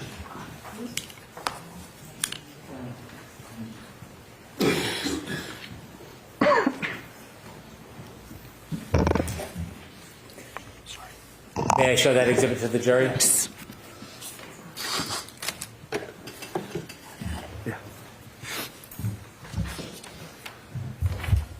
is better than the May I progress approach the bar. witness to show him the pointer? Yes. Show him the pointer. This is a pointer. You can point with it. Device name Johnny. On this top button. Of all the phone names, that's one of the least offensive we've seen. Oh. The top button, please. No gorilla stuff in this one. Can you walk us through what this report means? Yep. So here at the top, there it is. Again, it says Gray Key progress report, and then it gives the report generation date and time, and it is in UTC, which is get the exact definition, universal time coordinates, I believe. So you'd have to minus 4 or 5 hours depending on daylight savings time. So this one would have been January's -5. 16/10 will be 1 noon, 12 o'clock for the actual time on the 31st. As we go down, device name is Johnny. The software version is the Apple iOS that was running at the time. Model number, iPhone 11. And then if you were to look up the N104AP is also a model number. The unique device ID. This one is what Gray Key assigns to the zip file that it creates. Serial number of the phone, the serial number of the phone, the unique chip ID, the Wi-Fi address, the Bluetooth address, and then the phone number. And then there's more information underneath. Could we scroll that, please? Thank you. This here is the IMEI, which is the International Mobile Equipment Identifier. It's not uncommon now to have multiple of those identifying numbers. The data partition size of the device, which is 83 gigabytes. The lock state, if the phone was locked, it would say locked. This one is unlocked, because we had the passcode. This was the Gracie agent version of the software. And then this is the last time that the phone was backed up via iTunes or iCloud. This is the owner's name. You can have anything in this, but his phone had John O'Keefe set as the iPhone owner name, and then the different accounts attributed to the phone. KK Furbush? Okay. Can you show us where the digital fingerprint is? Yep, it's down. So that, the top part here is literally every time when it's plugged in to every process that it completes until the progress report is generated. Here is the full file system was created on this date and time, and then even though the partition size was 82 gigabytes, it actually pulled 125 gigabytes of data. Underneath this, if you're on the next page, is that unique fingerprint right here. So it has a SHA-256 and an MD5. They're just two versions of hashing to show that the file, the unique fingerprint, and that's what these numbers are here. So there's one for the image of the extraction, and then one for the keychain for the other documents that Gracie creates. And you mentioned that if anything has changed, even a period, that number and letter sequence will change as well? Yes, that's exactly right. Did you have an opportunity to download and extract any other phones? Yes. At some point, did you have an opportunity to download and extract a phone from the defendant? Yes, I did. Okay.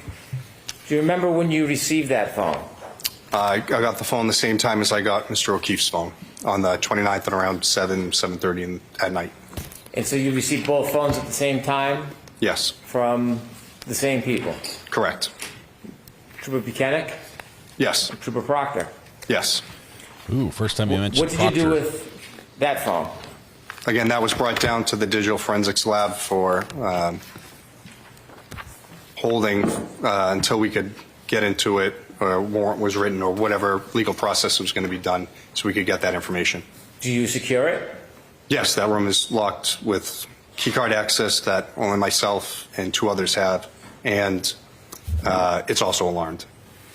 Do the case officers or investigators that aren't part of your unit have access to those items? No, the only ones that had access were myself, Trooper Connor Keefe, and then the director, Samantha Vogt. She's a civilian that runs our lab. Okay. And at that point, were you able, after there was process, were you able to get into the phone at first?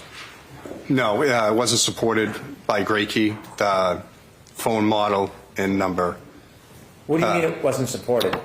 So the software, even if we had a search warrant, we plugged it in, Gracie wouldn't be able to recognize it because it just wasn't supported at that time. When you say it wasn't supported, does this have anything to do with a passcode? For both. So we didn't have the passcode, so because we didn't have it, it wasn't supported for us to download that information from the device. If you had a passcode, would it have been supported? Yes, it would have been.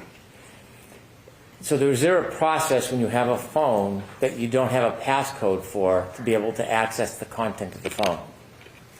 Yes, that's correct. We have to wait until we either have the passcode or the software and hardware is supported for the device where it can try to guess the passcode. So let me ask you some questions about software. In forensic data analysis, does software change frequently? Constantly. When the software changes, does it advance? Does the software get better? Yes. Yes, it does. At the time you first had the defendant's phone, the software you had was unable to access the contents? That is correct. What do? Do you look for other software, or do you wait for updates? What's the process? If there is another software out there, we will use it to try to get the information. If not, we are at the mercy of waiting for the developers to come up with the information for us. Did you wait in this case? Yes, we did. We had to wait. Ultimately, did software advance so that without a passcode you were able to access? Yes. How long did you have to wait before you were able to access? I believe it was July of 2022 that the software had been upgraded enough that it was able to brute force or guess her passcode for the device. And where does the device remain until you're ready to try again? In that locked digital forensics lab. So when the software updates and advances, do you know that it will be successful, or you plug it in and you try? No. So on Grey Key, they have like a link where you can click and it brings up a whole matrix. So it shows every make, model of phone and then the software associated with it. And it says it can do a partial download, a full download, a password guess. And it tells us, so when there's a new update, we'll check that to make sure that the devices we have can be accessed. Did you make an attempt to have the software access the phone without a passcode? Objection, Your Honor. Would me approach, please? They're talking a lot about how they get into a phone without a passcode. Mr. Alessi makes the objection, meaning he's the one who's going to be the cross-examination on this particular witness. I would be nervous if I were you. Mr. Gino. Mr. Alessi's good. I get excited when we see Alessi. Yes, he's good. Her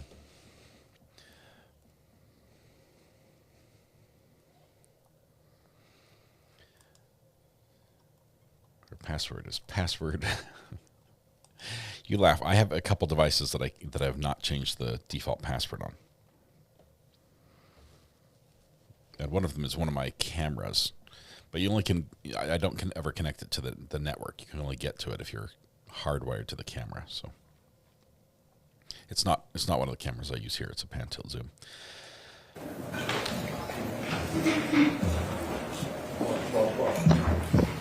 Thank you.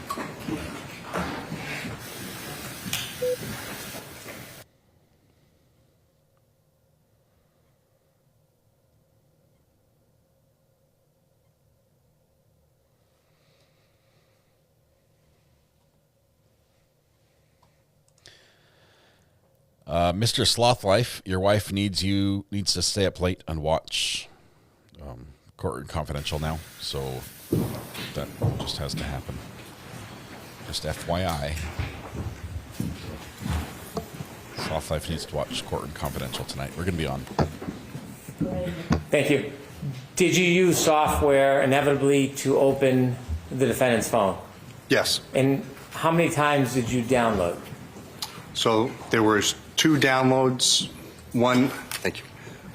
One of the partial part of the phone, and then we, in the same time that we had it plugged in, we had the password brute force guess software installed onto the phone, so we would try to guess the passcode. So there were 2 downloads, one with very limited data, and then one with the full file system extraction, which is everything on the phone that it can get. May I approach? Yes.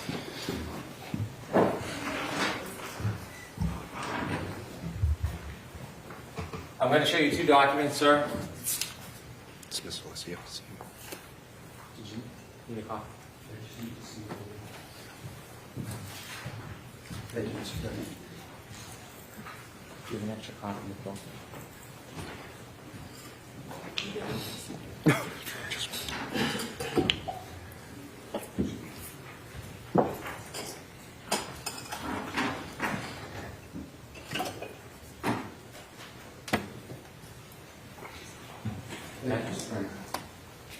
I'm going to show you 2 documents that actually look at the first one. Do you recognize that document? Yes, I do.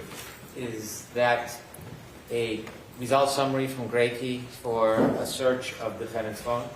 This is the initial extraction that we created before the password guess process went through. I'd like to introduce this as the next exhibit, please. Okay. No objection, Your Honor. That's the original? Yes, this is the first one. Thank you. Yep. Exhibit 19. I showed you a second document. Do you recognize that? Yes, this is essentially the same information, except it goes further of all the password guess attempts longer until we actually get all of the information from the phone. I'd like to introduce this as the next exhibit, please. So he wasn't allowed to ask questions about the guessing the password, but the witness is No objection, inserting Your Honor. that in his answers. A ton.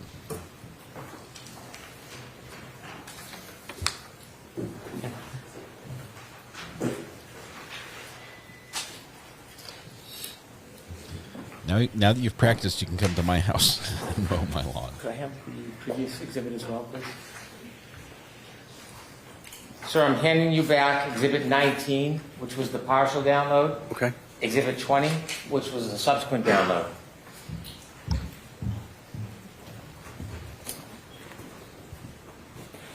You mentioned hash value changes with the content of each download. Yes. Is there hash values specifically assigned to each download? Yes, there is. Are they the same number and digits in digital fingerprint? No, they're not. And explain again why they would be different. Again, the first one was the partial. It was only 45 gigabytes of data, so it has one number. The second download was 109 gigabytes of data once it got the passcode. And again, that number is completely different again. And again, like I said, the information is not the same, so the hash values won't be the same. Were there two other phones that you inevitably analyzed? Yes, there were.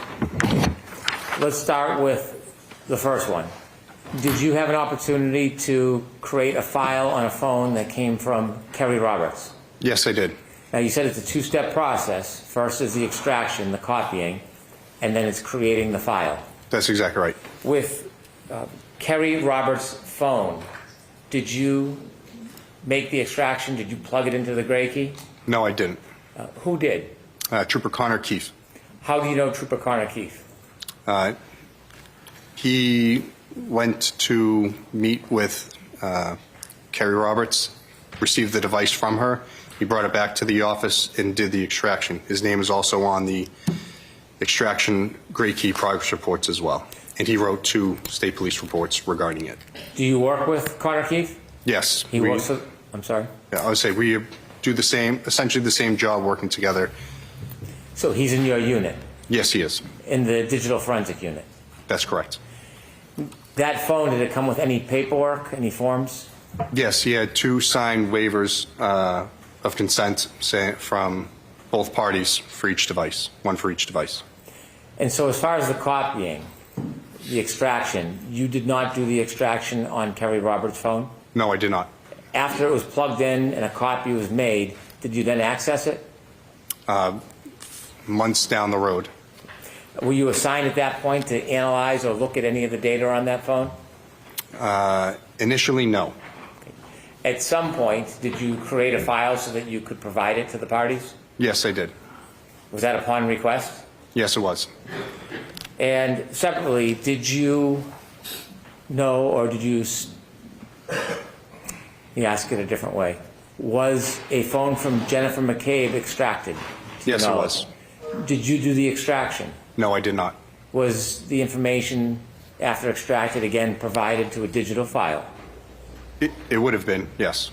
Did you, at some point later, did you make a copy to provide to the parties? Yes, I did. Can you tell us what a USEF reader is?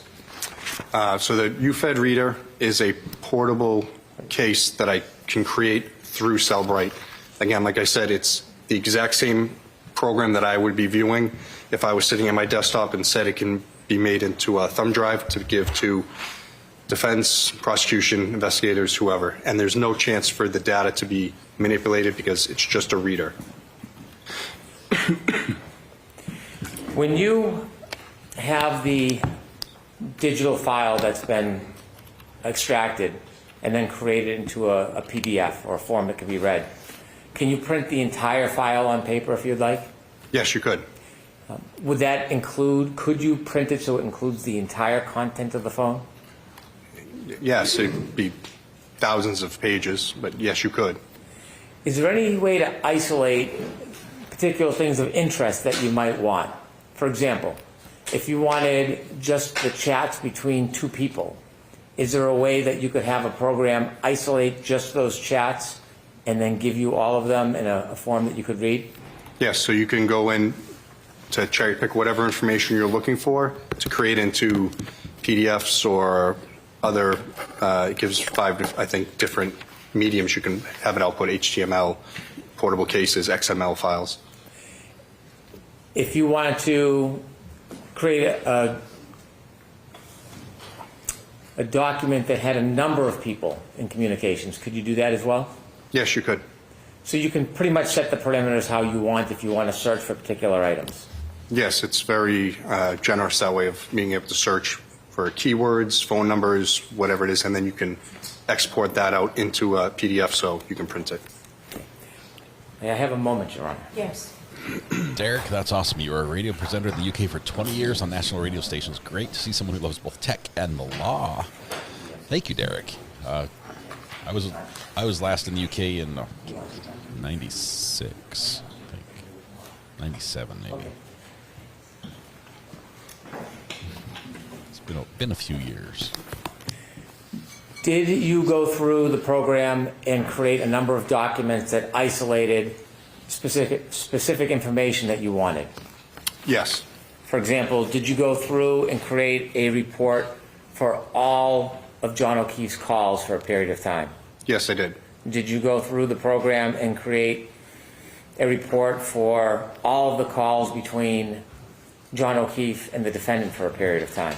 Yes, I did. Did you go through the program and create a specific document that would show just the text messages between John O'Keefe and the defendant?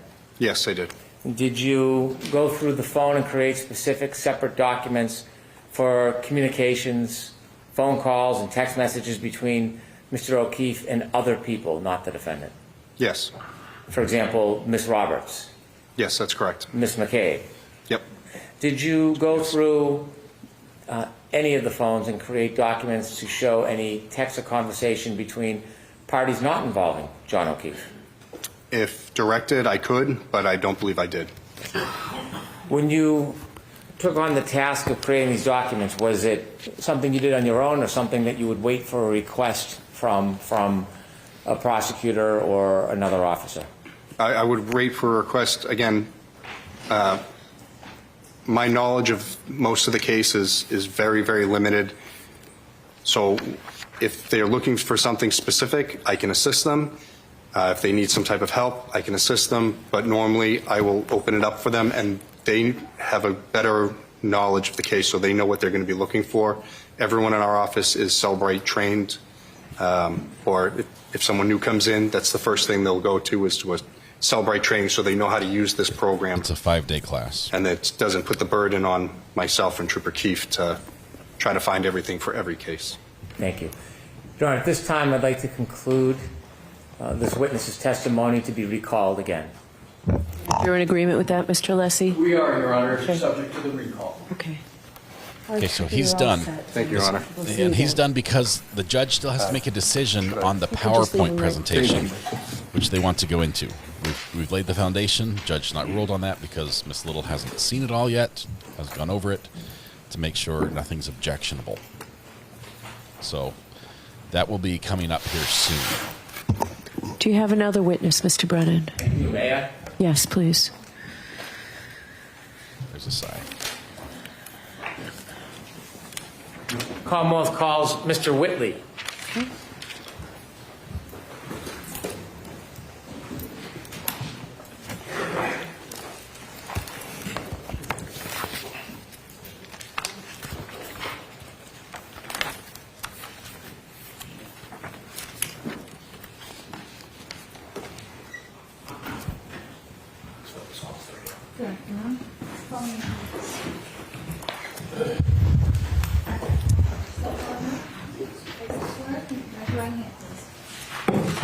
You solemnly swear the evidence given to the court and jury in the case now and hearing to be the truth, the whole truth, and nothing but the truth, so help you God. He's Daniel Whitley, Canton Fire Department, EMT. May I? Yes, please. Thank you, Your Honor. Sir, could you please introduce yourself to the jury? Hello, my name is Daniel Whitley, W-H-I-T-L-E-Y. I'm a paramedic with the Canton Fire Department. I've been a paramedic and firefighter there since March of 2006. Before you became a paramedic firefighter with the Canton Fire Department, did you work anywhere else related to that field? Yes, I had 4 years full-time as a EMT intermediate, and also a paramedic at American Medical Response in Brockton. I'd like to take us right to January 29, 2022. Yes. Do you remember that day? Yes. Were you working? Yes. What was your role that day? I was a field training officer working on the ambulance with my partner, Jason Becker. Mr. Becker? Correct. That morning, did you know whether there was a call where a group of your colleagues went to and addressed 34 Fairview? Yes. Were you accompanying your colleagues on that initial call? No. Where were you at the time your colleagues left to go to that location? I was at the Station 2, Ponkapog Station, on the north side of town. Different station? Correct. At some point after that call came in and was responded to you, did you receive a call? Sometime after, I'm not quite sure exactly how soon or later it was, but we received another call to respond to that scene. And as a result of receiving that call, did you make your way towards that location? Yes. Who did you go there with? Just me and my partner at that time was Jason Becker. What type of vehicle did you use to get there? It was an ambulance. What was the weather like? It was snowing pretty heavily at that point. Do you know about how long it took you to get to 34 Fairview? Not exactly, but definitely longer than usual. It should have been an 8-minute drive. I'm guessing 10 to 12 minutes. You could refer to my partner's report for exacts. When you got there, what did you see? We arrived on scene. Our engine was there before. We run on a response with an engine and an ambulance to medical calls. And then at least 2 police cruisers and another car parked on the street, a gray SUV. When you got there, did you meet with anybody? Yeah. Usually we get out, we say hi to my lieutenant and the other gentleman, Sam Parker, who was on the engine before we got there. They were up front of where we parked, and then we walked down further, or at least I did, to the gray SUV. When you reached the gray SUV, did you see anybody inside it? I believe at that point we were kind of, getting out. We were walking down, they were coming out to greet us. There were 3 women there. Okay. Did you speak to any of them in particular? Not at that point, no, not really. At some point, did you have any interaction with any of the women? Yes. In fact, did you know any of the women who were there that morning? I knew Carrie Roberts. How did you know Carrie Roberts? First we're neighbors. She lives about 200 yards away from me, around the corner. And she helped organize a neighborhood block party, and I would volunteer every year to bring the fire truck to the block party and show the kids the fire truck for a little bit. So you knew her well? No. Were you friends with her? No. Friendly? I just would describe us as acquaintances. Did you ever socialize with her personally, other than the block party? No. But you knew who she was? I knew who she was. I don't recognize her, yes. Did you talk to her that morning? Not beyond probably a hey or hi or something like that. Okay. Do you know whether she ever gave you any items? I know at one point I had to exchange whether it was a purse or a cell phone or some object from Miss Reed. At some point that morning, did you have an opportunity to meet with the defendant? Yes. Where did you first see her? We were in the process of getting her to go to the hospital. When you say we, who was helping you? That would be, my partner, obviously, Jason Becker, and then my lieutenant, Greg Woodbury. Where was she when you first saw her? Somewhere outside in the street. Do you recognize her in the courtroom today? I do. And could you identify her, please? Yes. Please. You're pointing to a person. Can you give just a very limited... The woman sitting in between these two gentlemen here. Did you interact with her that morning, have a conversation? Yes. When you first started speaking to her, what was her demeanor? Pretty upset, crying.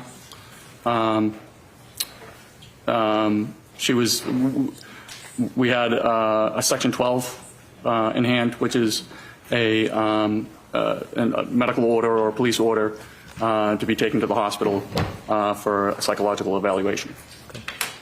Did you discuss that with her? Yes. Yeah. Did you ask her to follow you or to come with you? Yeah, she did. And did that happen? To the ambulance, correct. So you went to the ambulance with the defendant? Yeah. And was Mr. Becker with you? Yes. What happens when you get to the ambulance? So it was snowing, and it was more to kind of just get everybody into a nice, warmer location where it wasn't snowing or windy or anything like that. And we were discussing that, we have a Section 12 that states regardless of if you want to go, we have to take you to the hospital.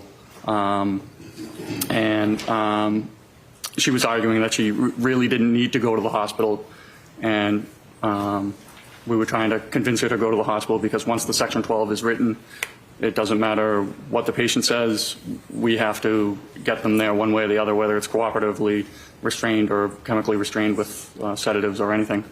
It's not a voluntary order? It is not a voluntary order. Inevitably, did the defendant agree to go with you to the hospital? Yes. When you were going to return to the hospital, was the defendant placed in the back of the ambulance where a patient would be? So, hey guys, focus on the how testimony. we operate for anybody that's a Section 12 or anybody that is under the influence of anything, we always operate with two people in the back of the ambulance. So myself and my partner, Jason Becker, were back there. And then we had to take somebody from the engine company and have them drive to the hospital, and that was Sam Park. Sam Bach? Park, P-O-C-H. Thank you.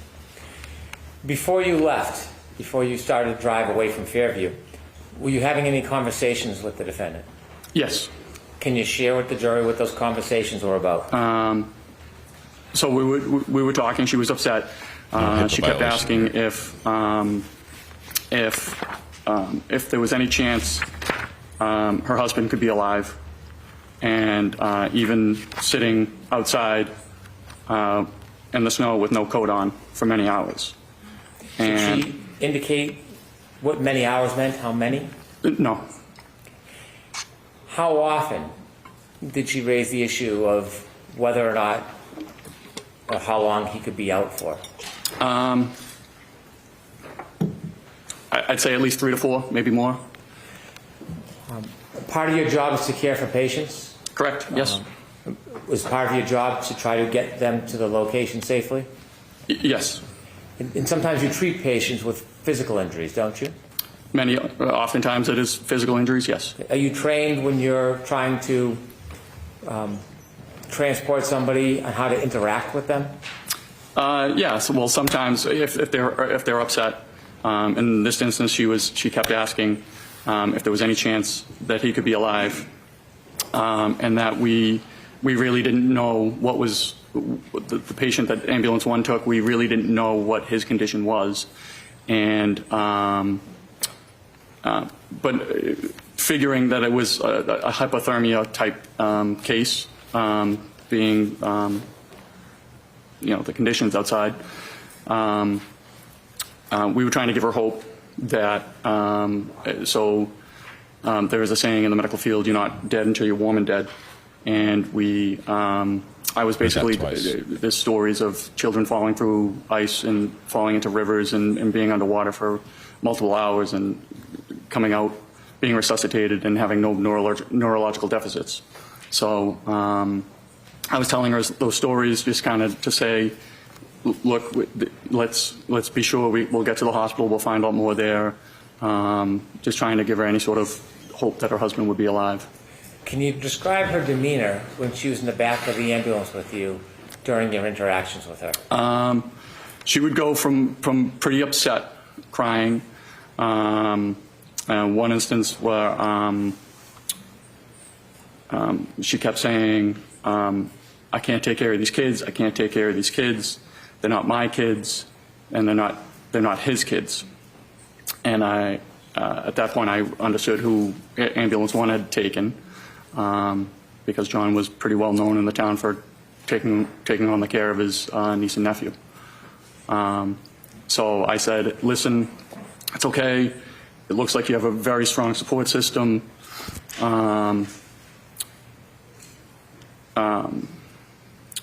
And then Miss Reed said, do you know Carrie Roberts? And she had been crying, and she picked her head up and said, do you know Carrie Roberts? And I said, a matter of fact, I do. And she said, anybody who knows Carrie Roberts wouldn't say that about her. And I said, well, she did come out early in the morning to look for your husband in a blizzard. And she just rolled her eyes and put her head back down. And I thought it was just bizarre. Objection. Move to strike. I'll strike that last sentence. Would you describe her demeanor as even through that ride? No.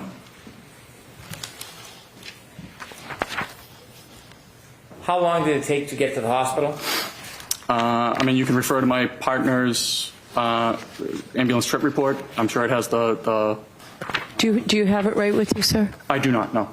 Well, let me ask you. I would guess about 15 to 20 minutes, somewhere in there. You don't have an exact memory? No. When you get to the hospital with a patient under these circumstances, do you leave them at the door? No. What do you do? We have to hand off care.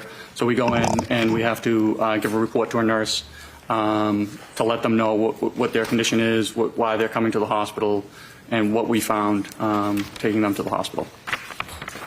When you got to the hospital with Miss Reed, did you interact with the hospital personnel? Yes. Do you typically, after you hand off a patient to staff, do you leave? Typically, yes. This time, Miss Reed was, I'm going to say, not really cooperative with the nurse there. The nurse was asking her to get into a Johnny, give a urine sample. She was not cooperative. The nurse tried to work with her, had an ER tech go and ask the doctor if she had to get into a Johnny. She came back. She said, yes, she's a patient. She has to do all the normal stuff. We really didn't feel comfortable actually leaving the general area. I don't know if it was just shift change or what, but security wasn't there. And with her demeanor, we just didn't feel comfortable leaving the nurse by herself with Miss Reed. You said that there was some difficult times. Was there some difficulty about the defendant accepting wearing a Johnny? Yes, she was refusing to get into the Johnny, and the nurse kept saying, well, you got to get into this Johnny. The nurse did try to work with her and you know, asked the doc if... Objection. I'll allow that. And so the ER tech had to come back and say, yes, she has to get into the Johnny. And at that point, she did. She you know, seemed to have calmed down and was getting into the Johnny. Security personnel had shown up, and we felt comfortable being able to kind of leave the nurse and the tech on their own. Before security came, was there difficulty in her providing a urine sample? Objection. Do you know the answer to that? Can you ask the question again? I'm sorry. Why don't you ask it a little differently? Sure. Do you remember whether she was giving the nurses a hard time about a urine sample? Yes. Objection. So break that down, Mr. Brennan. The objection is sustained. You said that she was giving nurses a hard time. She didn't want to give a urine sample. And then the nurses kept asking her to, you know, this is the cup, you pee in the cup. Objection. Not funded. No, I'm going to allow it. You were there and saw this, right? I saw it, yes. Oh. Thank you. I have no further questions. May I proceed, Your Honor? Yes.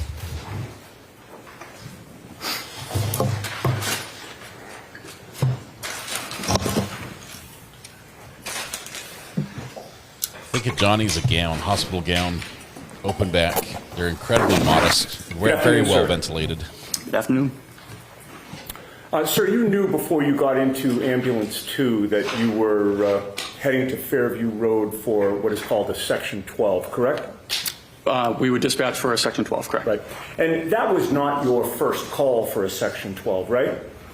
No. You had been in that job since 2006? Yes. You've handled a number of them over the years, correct? Correct. The fact that the call came in as a Section 12 gave you some idea of the nature of the issue that you might be dealing with, correct? We had an idea that it was for a psychological issue, correct? Right. It told you that somebody at that location was suspected of being in some type of either psychiatric or emotional distress, correct? Yes. And on your crew, or of your crew, I should say, you were the one to drive the ambulance 2 to the residence, correct? I drove to the address at Fairview. Right. Now, you've said that when you got to Fairview Road, you don't recall the time, but you do recall that there were still emergency vehicles on scene, correct? I do. There was nobody lying in the front lawn of 34 Fairview at that time, correct? Correct. And do you know how much later, after 6 a.m., you would have gone there? You'd have to refer to my partner's report. You don't know if it was minutes or hours later? It was minutes. It was within the hour. I don't know. Within the hour, Yep. Okay.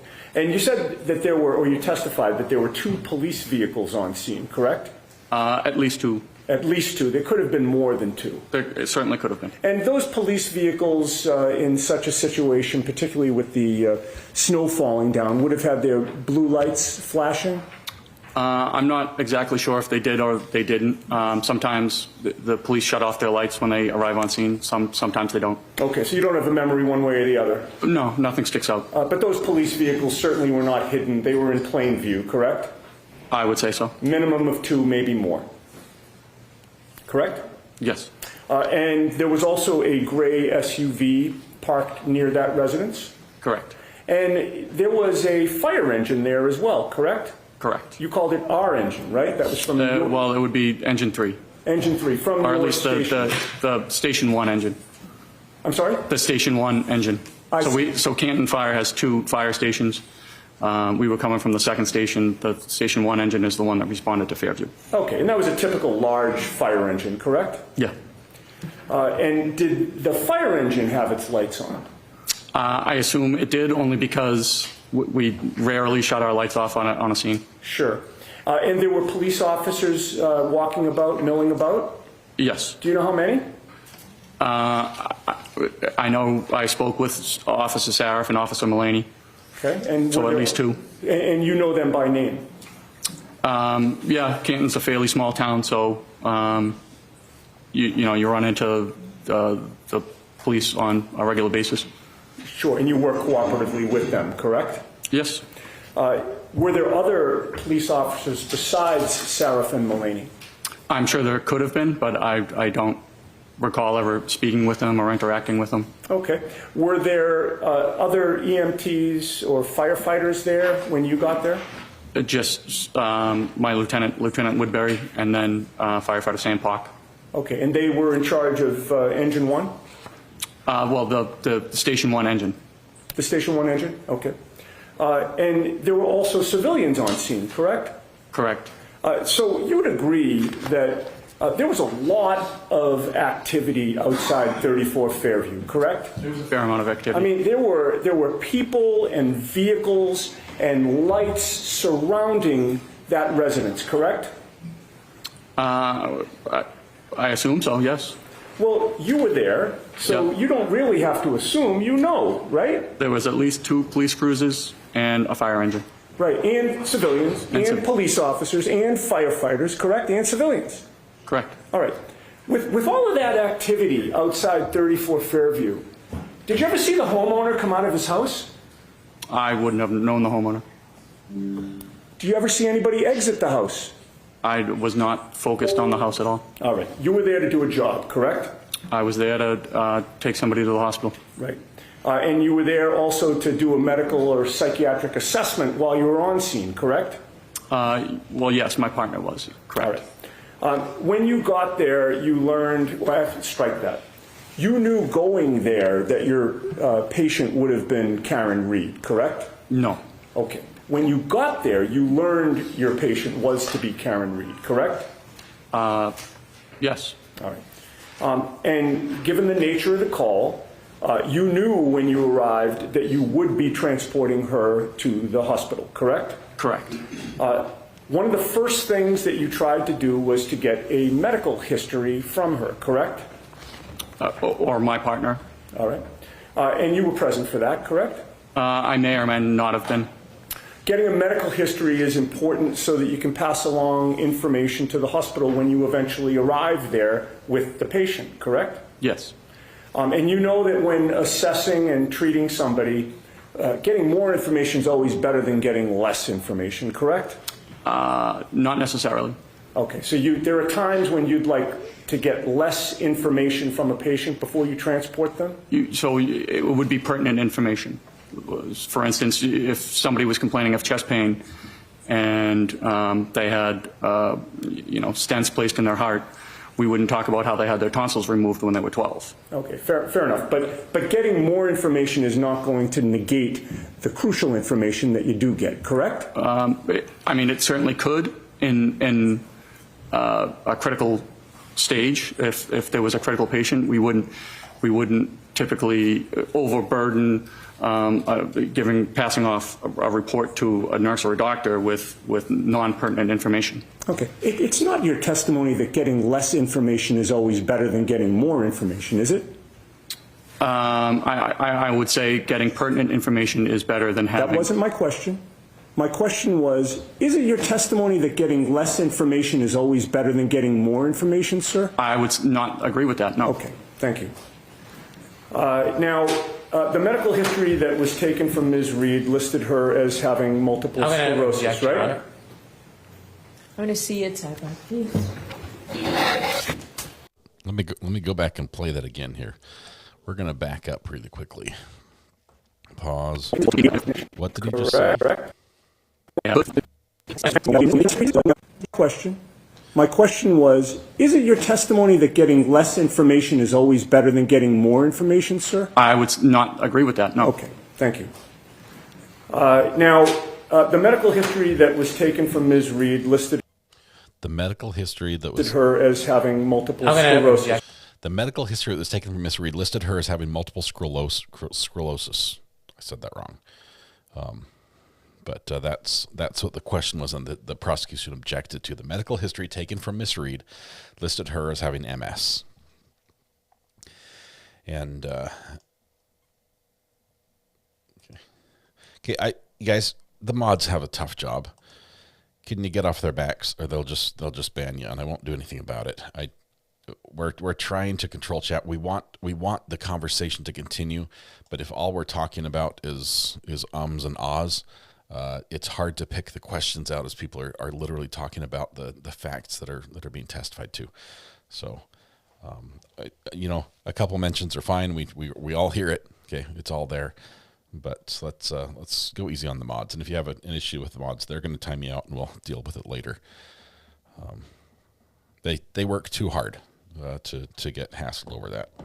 If you have an issue with it, give me a call on the burner phone. We'll work it out. I'll probably unban you, but still, that's in the moment. I side with the mods all the time. Mods don't get paid at all. Okay, the mods are the best mods in the world. They're amazing, and they're working for free. All right. Who's on screen? The bald guy. That was Paul. That's the remaining son that Peggy testified. The remaining child she has.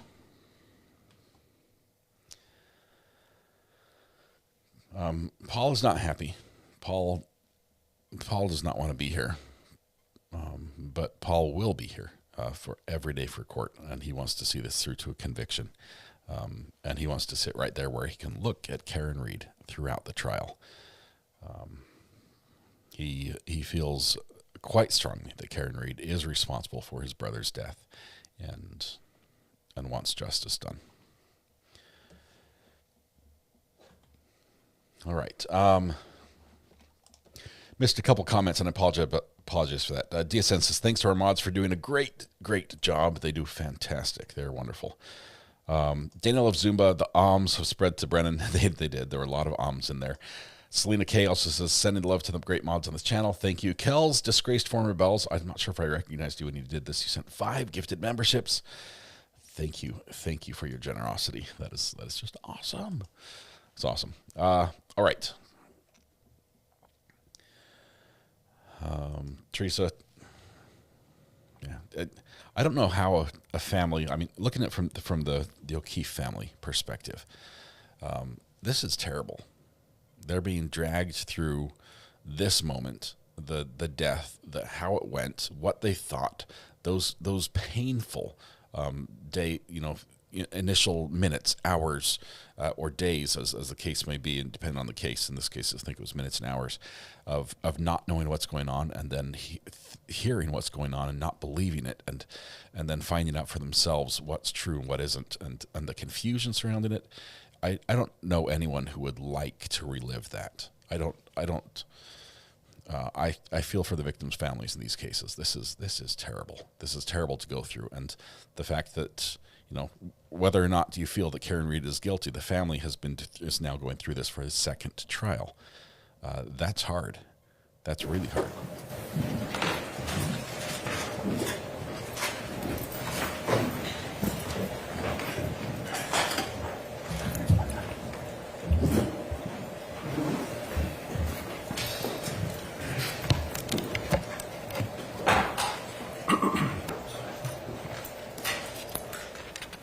Thank you.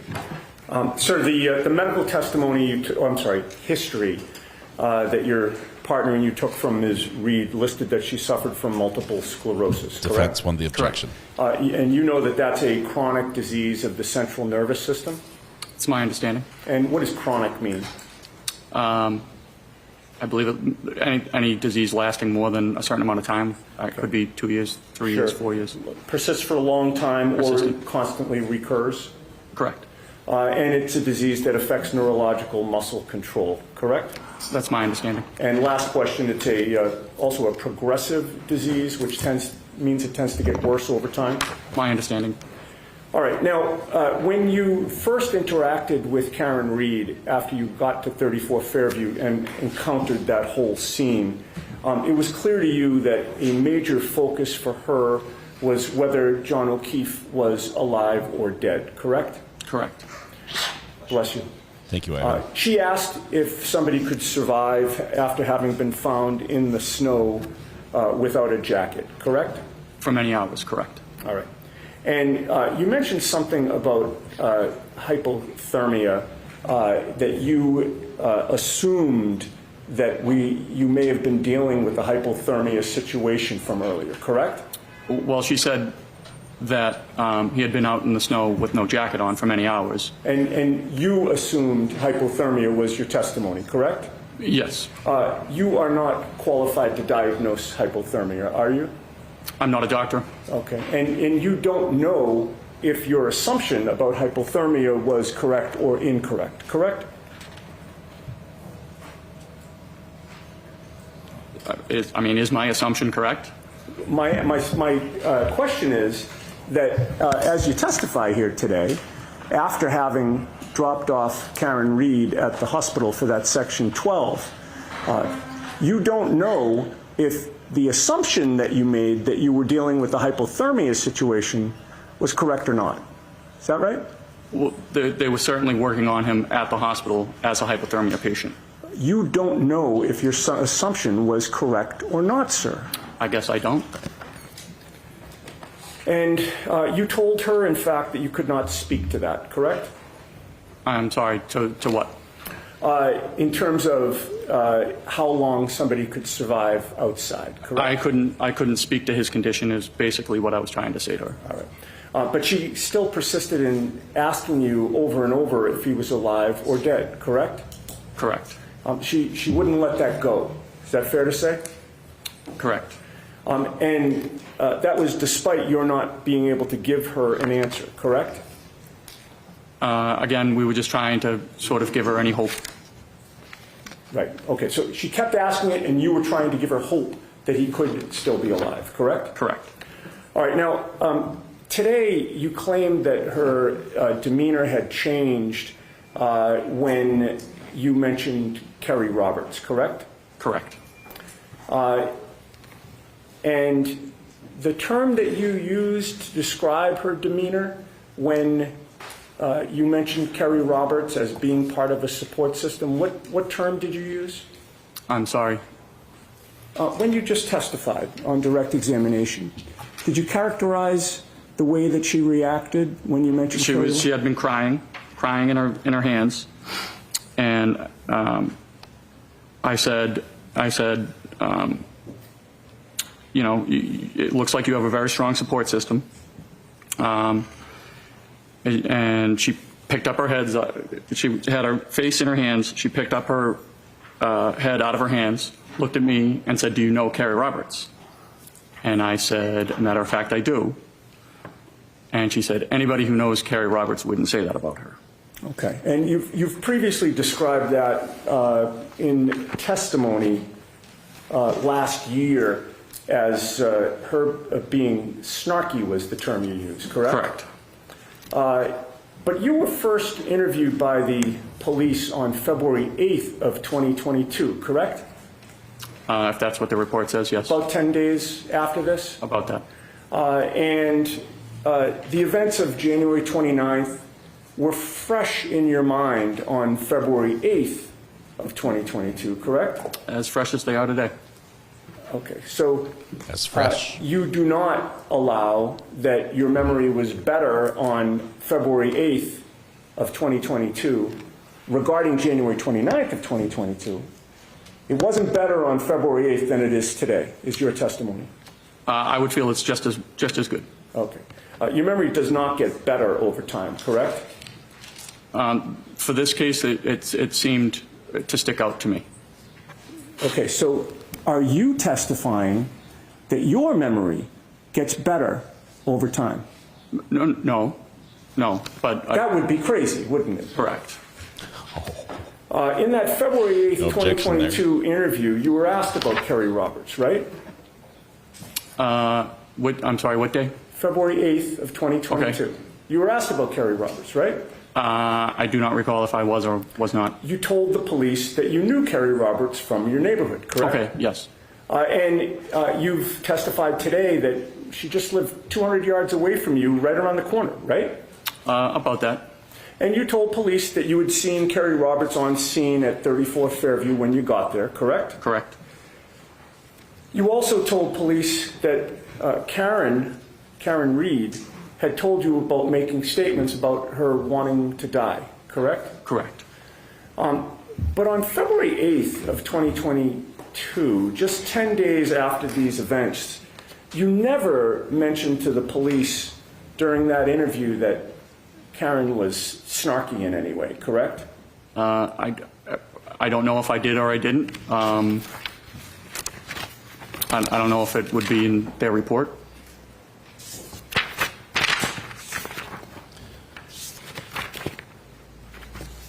Snarky and new. If you saw that report, would it refresh your memory as to whether or not you mentioned snarkiness? I don't think I mentioned snarkiness that day, no. Okay. All right, well, that answers my question. Okay.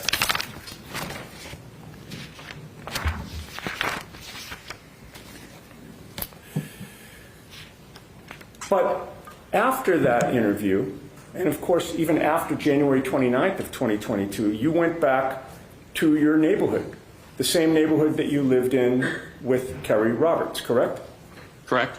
Do you still live in that neighborhood? I do. Does Kerry Roberts still live there? She does.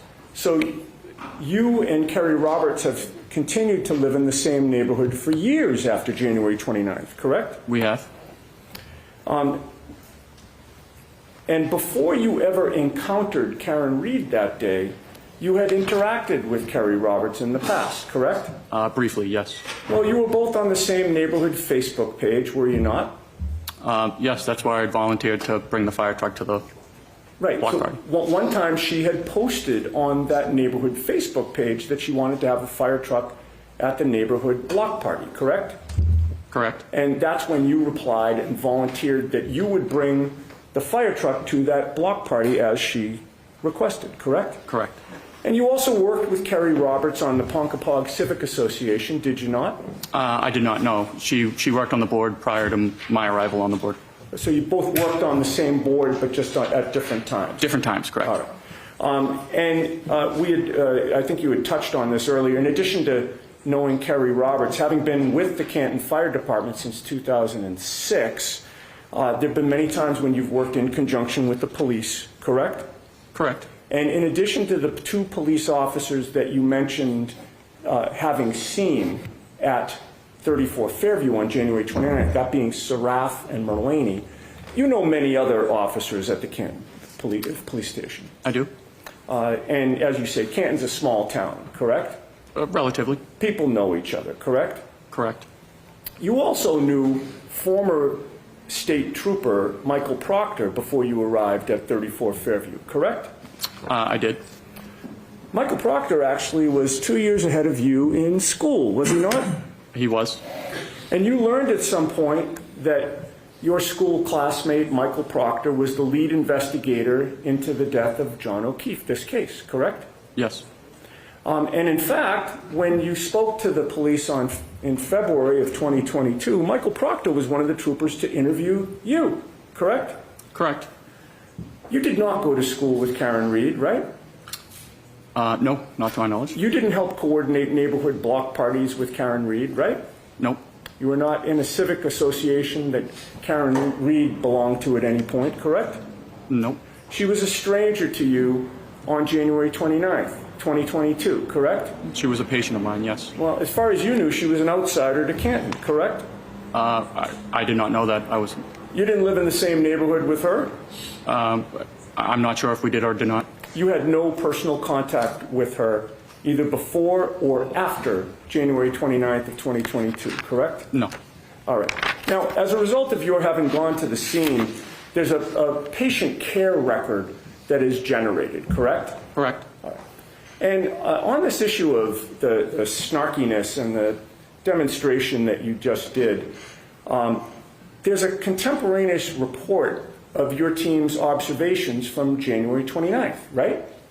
Are you referring to my partner's wrong report? Yeah, the patient care report. Yes. All right. And that patient care report is dated January 29th of 2022 and is timed at 9:03 and 34 seconds a.m. Does that sound right? Sounds about right. All right. And that 9:03:34, from your knowledge of how patient care reports are generated, would that be the time that you arrived on scene or the time that the report is written? I mean, I would have to see what time, the exact time you're referring to, but it could be the time the call is closed, or it could be the time you finish the report.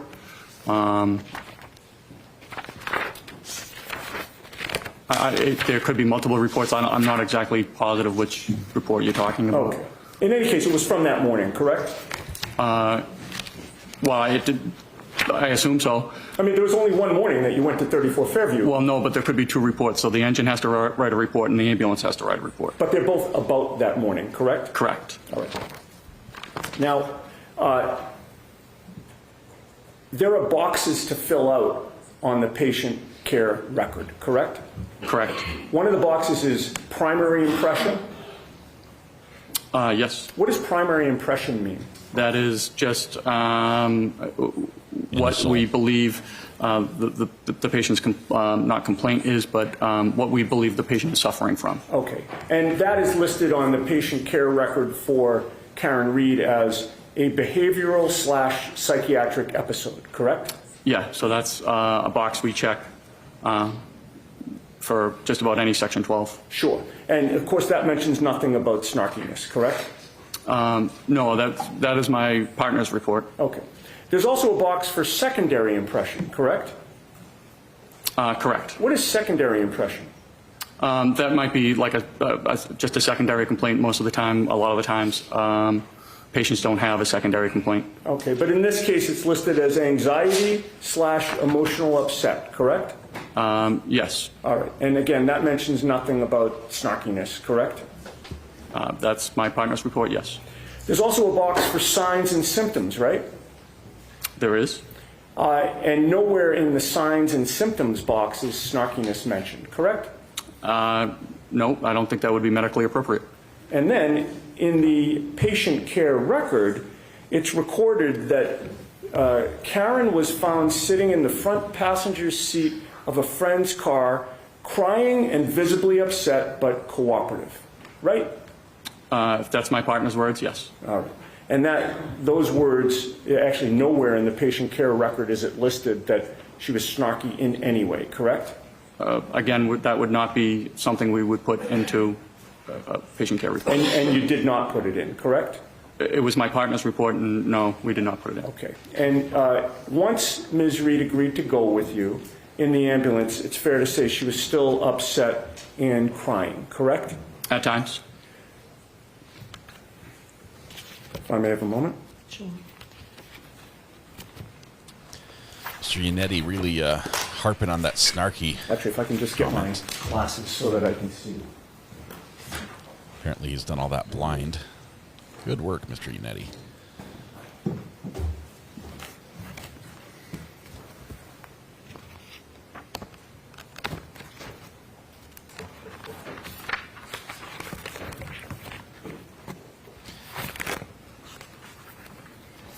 When you say somebody's snarky, it seems to imply that you might not be on their side. So maybe he's trying to drive it home and imply You just testified that you said at times she was upset and crying when she got in the ambulance, correct? Correct. You testified on April 21st of 2022 before the grand jury, did you not? I did. And that was 3 months after the events that you're testifying about today? Roughly. And your memory back then was fresh, was it not? Yes. And you were asked the question, once she was in the back of the ambulance and she agreed voluntarily to go to the hospital, did she appear to calm down at that point? Do you remember that question? I do. And your answer was, she wasn't arguing against us at that point. Once she, agreed to come with us voluntarily, she was still upset, crying, and talking on the phone. Do you remember that answer? I do. All right. You didn't mention in that answer that it was only at times that she was crying and upset, correct? No. Okay. The whole time, from beginning to end, Ms. Reed was constantly worried about John, was she not? Objection. Sustained. You recall that she was on the phone at one point speaking to someone that she called Papa, correct? Correct. Did you later learn that Papa was John O'Keefe Sr.? I am just learning that just now. All right. And in any case, you heard her say to Papa, is he dead? He's dead, isn't he? Sustained. You could hear on the other end of the line that Papa was saying something to her, correct? The objection sustained. May I approach? The witness or me? Sidebar. Okay. Sidebar. Okay, Mr. Yannetti thinks he should be able to get this in for some reason. Now, the objection was that, he said, you heard her say on the phone to this Papa person, and he starts saying what the comment was. The problem is that was a comment by Karen Reed. The defense cannot introduce comments by Karen Reed out-of-court statements because they are considered hearsay. She is allowed to take the stand and testify, and then they can bring it in. But if she does not take the stand, they can't bring them in. Prosecution can do it all day long, as long as it's relevant. Especially if it's something negative, they can bring it. They have like free reign in that area. But that's something that the defense cannot do unless she takes the stand. We are getting close to the point where the judge might be looking at the clock and looking at her lunch or dinner menu and seeing where the two might join up together her schedule. So just probably half an hour more at tops. That's what I'm thinking. Big shout out to Ivan, who gifted a bunch of memberships, which is our Ivan gifting memberships is our indicator in chat that that Bitcoin is going up. So if you have a Bitcoin investments, today must be a good day because Ivan is gifting memberships. Thank you, my friend. Appreciate it. I do appreciate that we have people here on both sides of this on this case. People who look at this and hear the testimony and see it differently. I ask that we just share it respectfully with each other. I love that we have people who listen to this testimony and say, this guy's the best witness we've ever had. The best one in the case so far. Confident, level, everything else. And I love on the other side, it's like hearing somebody say, this guy, he seems a bit biased to me. I'd like to be able to see that and weigh those two things and look at both viewpoints. So thank you, and thanks for sharing it respectfully. We're all friends here. At the end of the day, there will be a verdict or there won't, one of the two. And we can still be friends. So even if we disagree. How many bits does Ivan own? I think they named it after him. I think his middle name is Bitcoin. All right. Let's see. Who objected to what? Michelle's Mixed Media Madness, or 4M. Is it M cubed? Is that what we were going to call you? The state objected to the defense asking the witness about, you heard Karen Reed say this. Objection, hearsay. Sustained. And then Mr. Yannetti carried on and he said, but you could tell there was someone on the other side of the conversation talking to her, right? And the objection was raised. The judge said, hey, I sustained it. And he said, let's go sidebar. Yannetti won the last sidebar, was able to continue exactly verbatim with the same question that was objected to last time. So we'll see if he comes back right now and asks the same question about that conversation. It will be short. I don't want to keep you folks here until 4:30. It's been a long day. So I'm going to release you today. There you go. We're done. Have you come back tomorrow. Call it dinner. To start right at 9 tomorrow. Please follow those cautions. Do not discuss this case with anyone.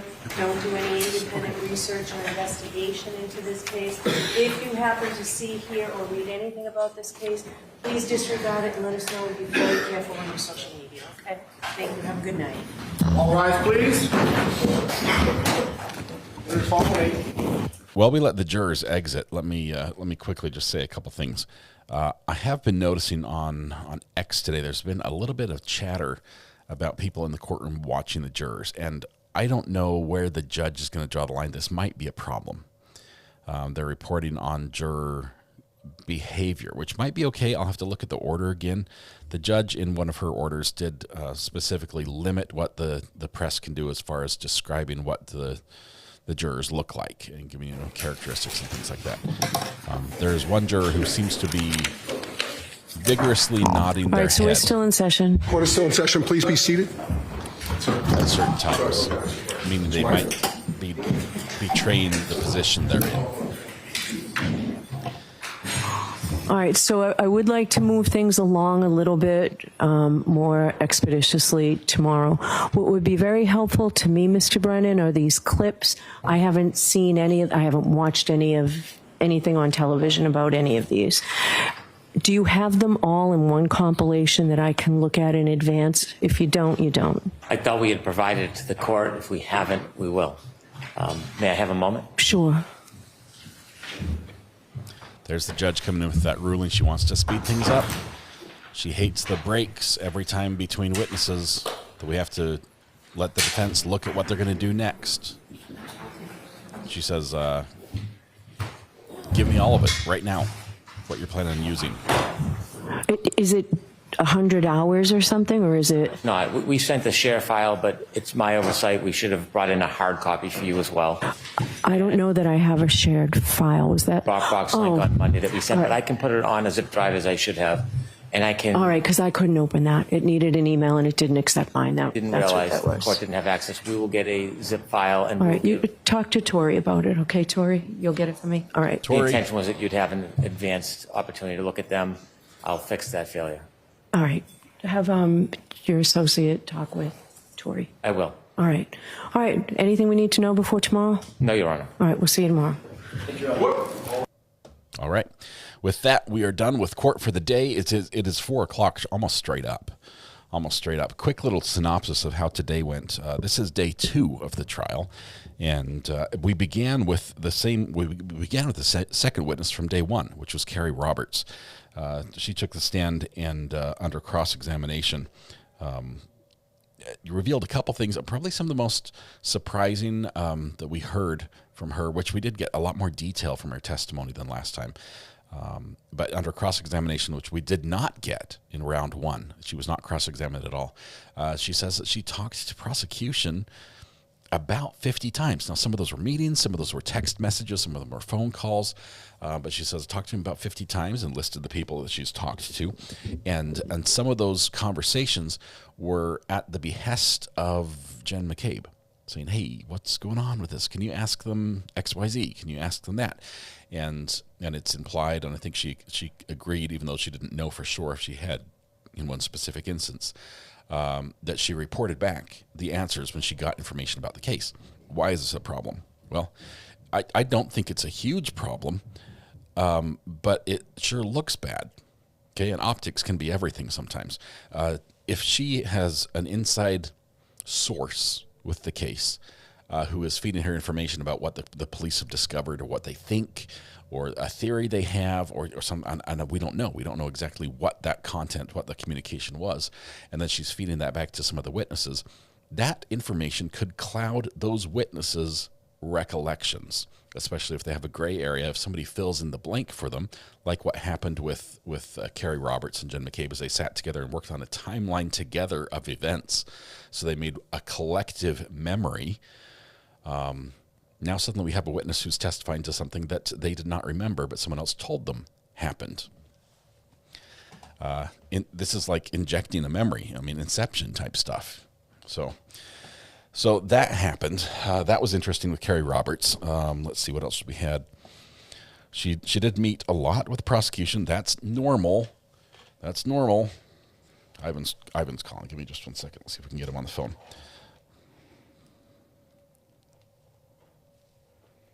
Call from Jed Thunder. Jed Thunder? Ivan, how's it going? Yeah, I told you that used to be my name when I call into AM radio. Jed Thunder. Fucking it. Awesome. I hear you. I can picture you calling into Art Bell. Hey, you know it, man. Talking about an alien sighting up in Wisconsin or something. Yeah. Go ahead. So quite a day today, huh? It's been quite interesting. I'm loving this case in round 2 because we do have the comparison of round 1 to look at how they're doing differently. I'm seeing the state is very different. I think the first case they had 68 witnesses on the prosecution side. We're probably going to hit that number again, but they're telling the story very differently. They're going about it a different way. Mr. Brennan is not Mr. Lally. His approach is very different, even though the facts and the main thrust of what they're pushing for is virtually identical. But so, am I to understand? Did I get the timeline correct? So when this all began, Carrie and Jen weren't even friends or didn't even know each other, and this event brought them together. Yes. Or Carrie knew John, and Jen knew John. Right. And I mean, Karen knew both Carrie through John, and Jen through John's work and everything.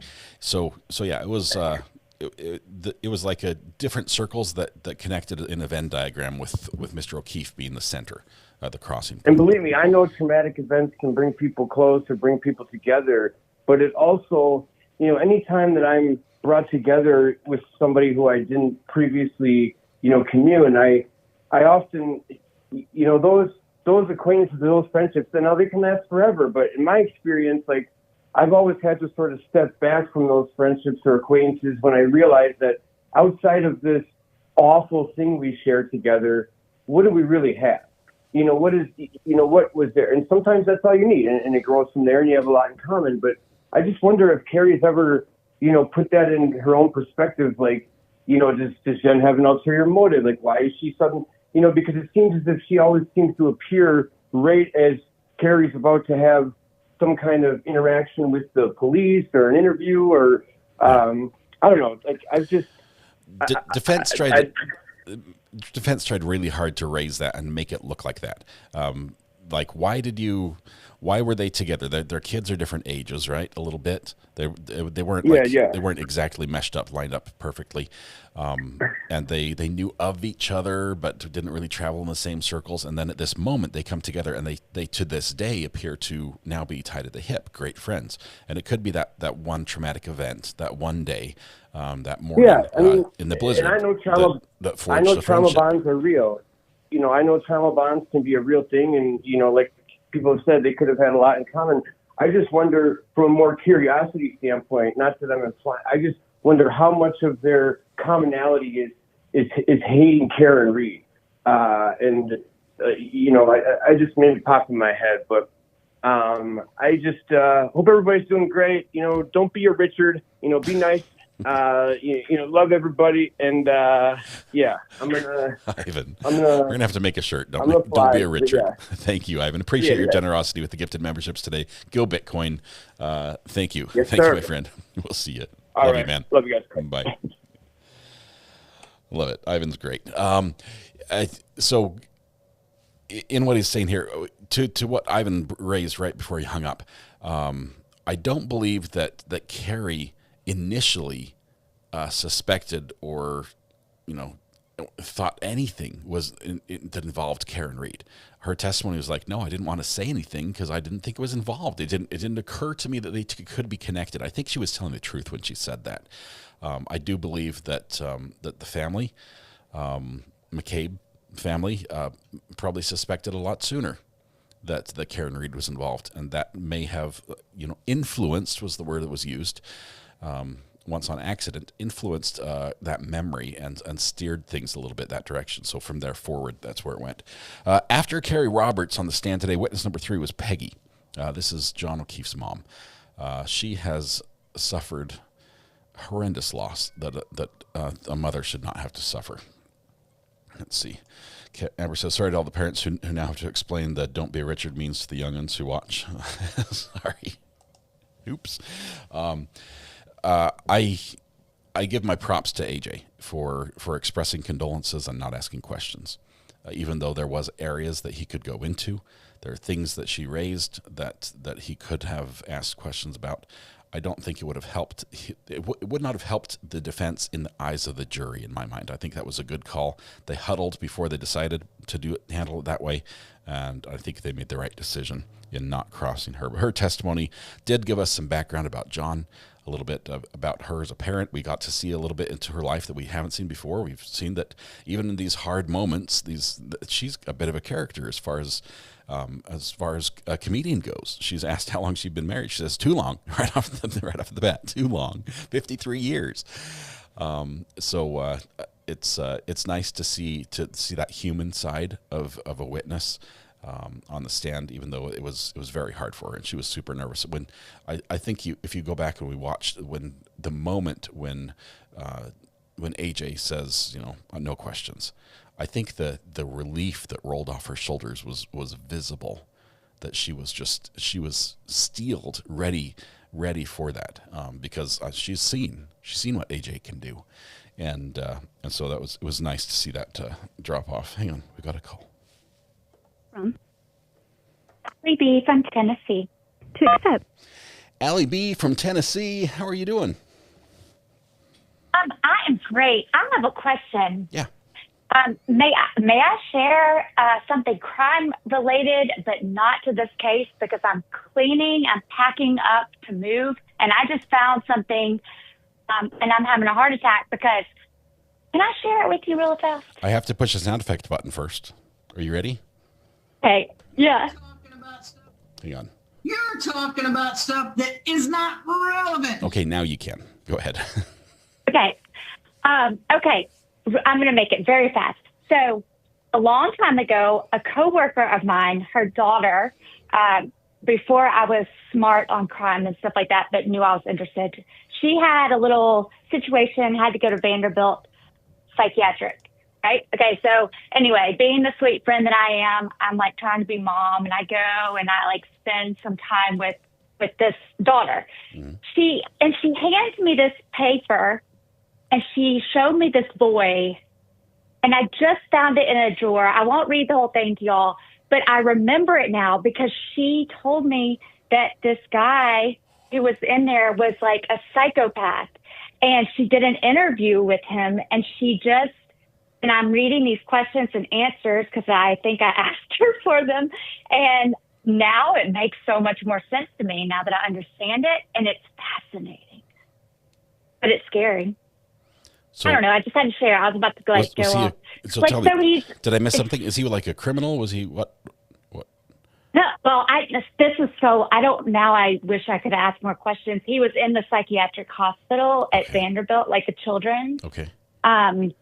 So I don't know what his situation was, but basically these are questions like it sounds like he had been diagnosed with as a psychopath and he's aware of it, but he has all of the like desires to kill. He's killed animals, birds, squirrels. He has homicidal thoughts, and like he would want to kill someone. He gave it to. Yeah, so I'm just saying, does anyone know who Evelyn Shikes is by chance? Oh, the name sounds familiar. I guess that's a no, but okay. Well, anyway, his name is Cole, so I'm going to I don't know, I can't read the last name, and I'm like, is there some crazy man out there that was a kid 15 years ago, and now he's out being a psychopath in Nashville? Oh, my goodness. We're not going to name any names. So. I'm not naming names. No. I'm not naming names. I have no idea. I'm just like, it was just really surprising to find this little piece of paper, and I'm like, oh, my gosh. Yeah. And I had to share with y'all. Sorry. That's awesome. Allie B, Squirrel. It's great to hear you. You're moving, you're packing up. Is this school related? This is a getting out of a 15-year relationship and finally moving on, and it's sad and it's scary, but it's good for me. It's a new leaf. Turning over a new leaf. Yeah. I'm doing a lot of changes. Well, that's awesome. We wish you the best. So, we love seeing you in chat. Thanks for guys. weighing in and saying hi on the phone. Sorry for the random thought. I just had to share it. It's all right. Thanks, Allie B. Appreciate it. Okay. We'll see you. Bye. All right, we're almost done with our recap. Let me hurry through this before we get another call. So we got Peggy, who was not cross-examined on the stand, and that was good, I think. Next we had Trooper Nicholas Guarino. He did the phone extraction. Now, if you remember, Mr. Guarino, last time in court, he's the guy who mumbled something under his breath that was like, something about not wanting to be here, like. You guys remember what he said. I don't think I can say it on the air. But he's like, basically, take me off this planet was the general idea of his, and that was during cross-examination. He was like, oh my goodness, I hate this. So that cross-examination is still coming. It hasn't happened yet, and he's off the stand because he is going to be testifying to a big stack of PowerPoint presentation stuff, which were extracted from these phone extractions, text messages, phone numbers, calls, dates, times, all that stuff that we like to put on the timeline. They've got that prepared. It's like 60 some odd pages, maybe more. But Miss Little hasn't had a time to go over it and verify everything. She's going to do that tomorrow morning. Once she does that, if there's no objections, she tells the judge it's all good. I'm good with it. I just needed to see it first. She says, okay, now you can go ahead. State can recall the witness. He'll be back on the stand. He'll testify to that, and then he'll get cross-examined. So that is still up. He did not avoid cross-examination by the defense doing that. So we're going to see Trooper Nicholas Guarino, who was witness number 4, again when he gets recalled. And last we had Daniel Whitley. He's the firefighter dude who went and picked up Karen on the Baker Act. Basically, they were worried about her, self-harm or something. Some comments had been made, and so she got checked in against your will. Basically, you have to go. So either you can come willingly, or we can drug you and drag you there. But he talked about that, and the cross-examination on that one spent most of the time focusing on his the terminology he used to describe her attitude as snarky. and focus a little bit on the fact that this particular individual knows some of the witnesses, knows Carrie Roberts, knows the players that were involved there, and so trying to show that he may be a little biased in the situation. So that involuntary commitment is still strange to me. It is. The fact that somebody else can say something about you and drag you off to a mental hospital until you can prove otherwise. Sort of like a guilty unless proven innocent, right? All right. Tonight, Amber, thank you for posting this. 8 o'clock. Is that right? I forgot what time it was. 8 o'clock Eastern on Courtroom Confidential. That's the channel that's linked here in this quote or this comment. I'll be on with Josh Ritter. We're going to be talking about the Karen Reed case. We're going to be talking about what's different, what's new, what's happening, what's going to be happening. We might also talk a little bit about the Lori Vallow case, which just barely wrapped up with a verdict just the other day. So a couple things that will be on tonight. I'm excited to be with Josh. He's an absolute phenomenal legal mind out of California. He knows AJ, personally. So it's interesting to get his take on the Karen Reed trial, knowing one of the players on the defense team. But that's going to be tonight. So please don't miss that. That's going to be absolutely great. We've got 4 hours, 3.5 hours or so before that happens. So that's tonight. Tomorrow, remember, we have the podcast, so you don't want to miss that either. Podcast tomorrow, Friday, early day. The judge has said in this case it's only a half day. She's promised that to the jurors already, so it will not be the ARCA hearing that we thought it would be. That's going to be pushed off till Monday. I've got a document we'll go over maybe Friday about the ARCA, what she actually wants them to produce, what she wants them to bring, what she's looking for, because she called this meeting with them. It was not at the state or the Commonwealth's request. She called this one. So lots of fun stuff coming up to go over. We will be back here tomorrow to follow this court as well, gavel to gavel. So please, if you have not already, click the subscribe button. Ring the bell, say notify me when you go live. We're going to go live. It looks like probably about 8:30 every day on this trial, unless the judge changes the schedule a little bit. I do know we will have a day or a half a day or something coming up soon where there's a jury view. There's a field trip. We're not invited. So we're going to have to figure out something to do for a half day there while they go and check out the scene and look around there. But other than that, I think that's all. Tonight when you go home, please hug the people you love, smile at someone, make their day just a little bit better, and please stay safe till we go live again tomorrow morning at 8:30 in the morning. Please be here on time. Be prompt. Win the internet. Could be you.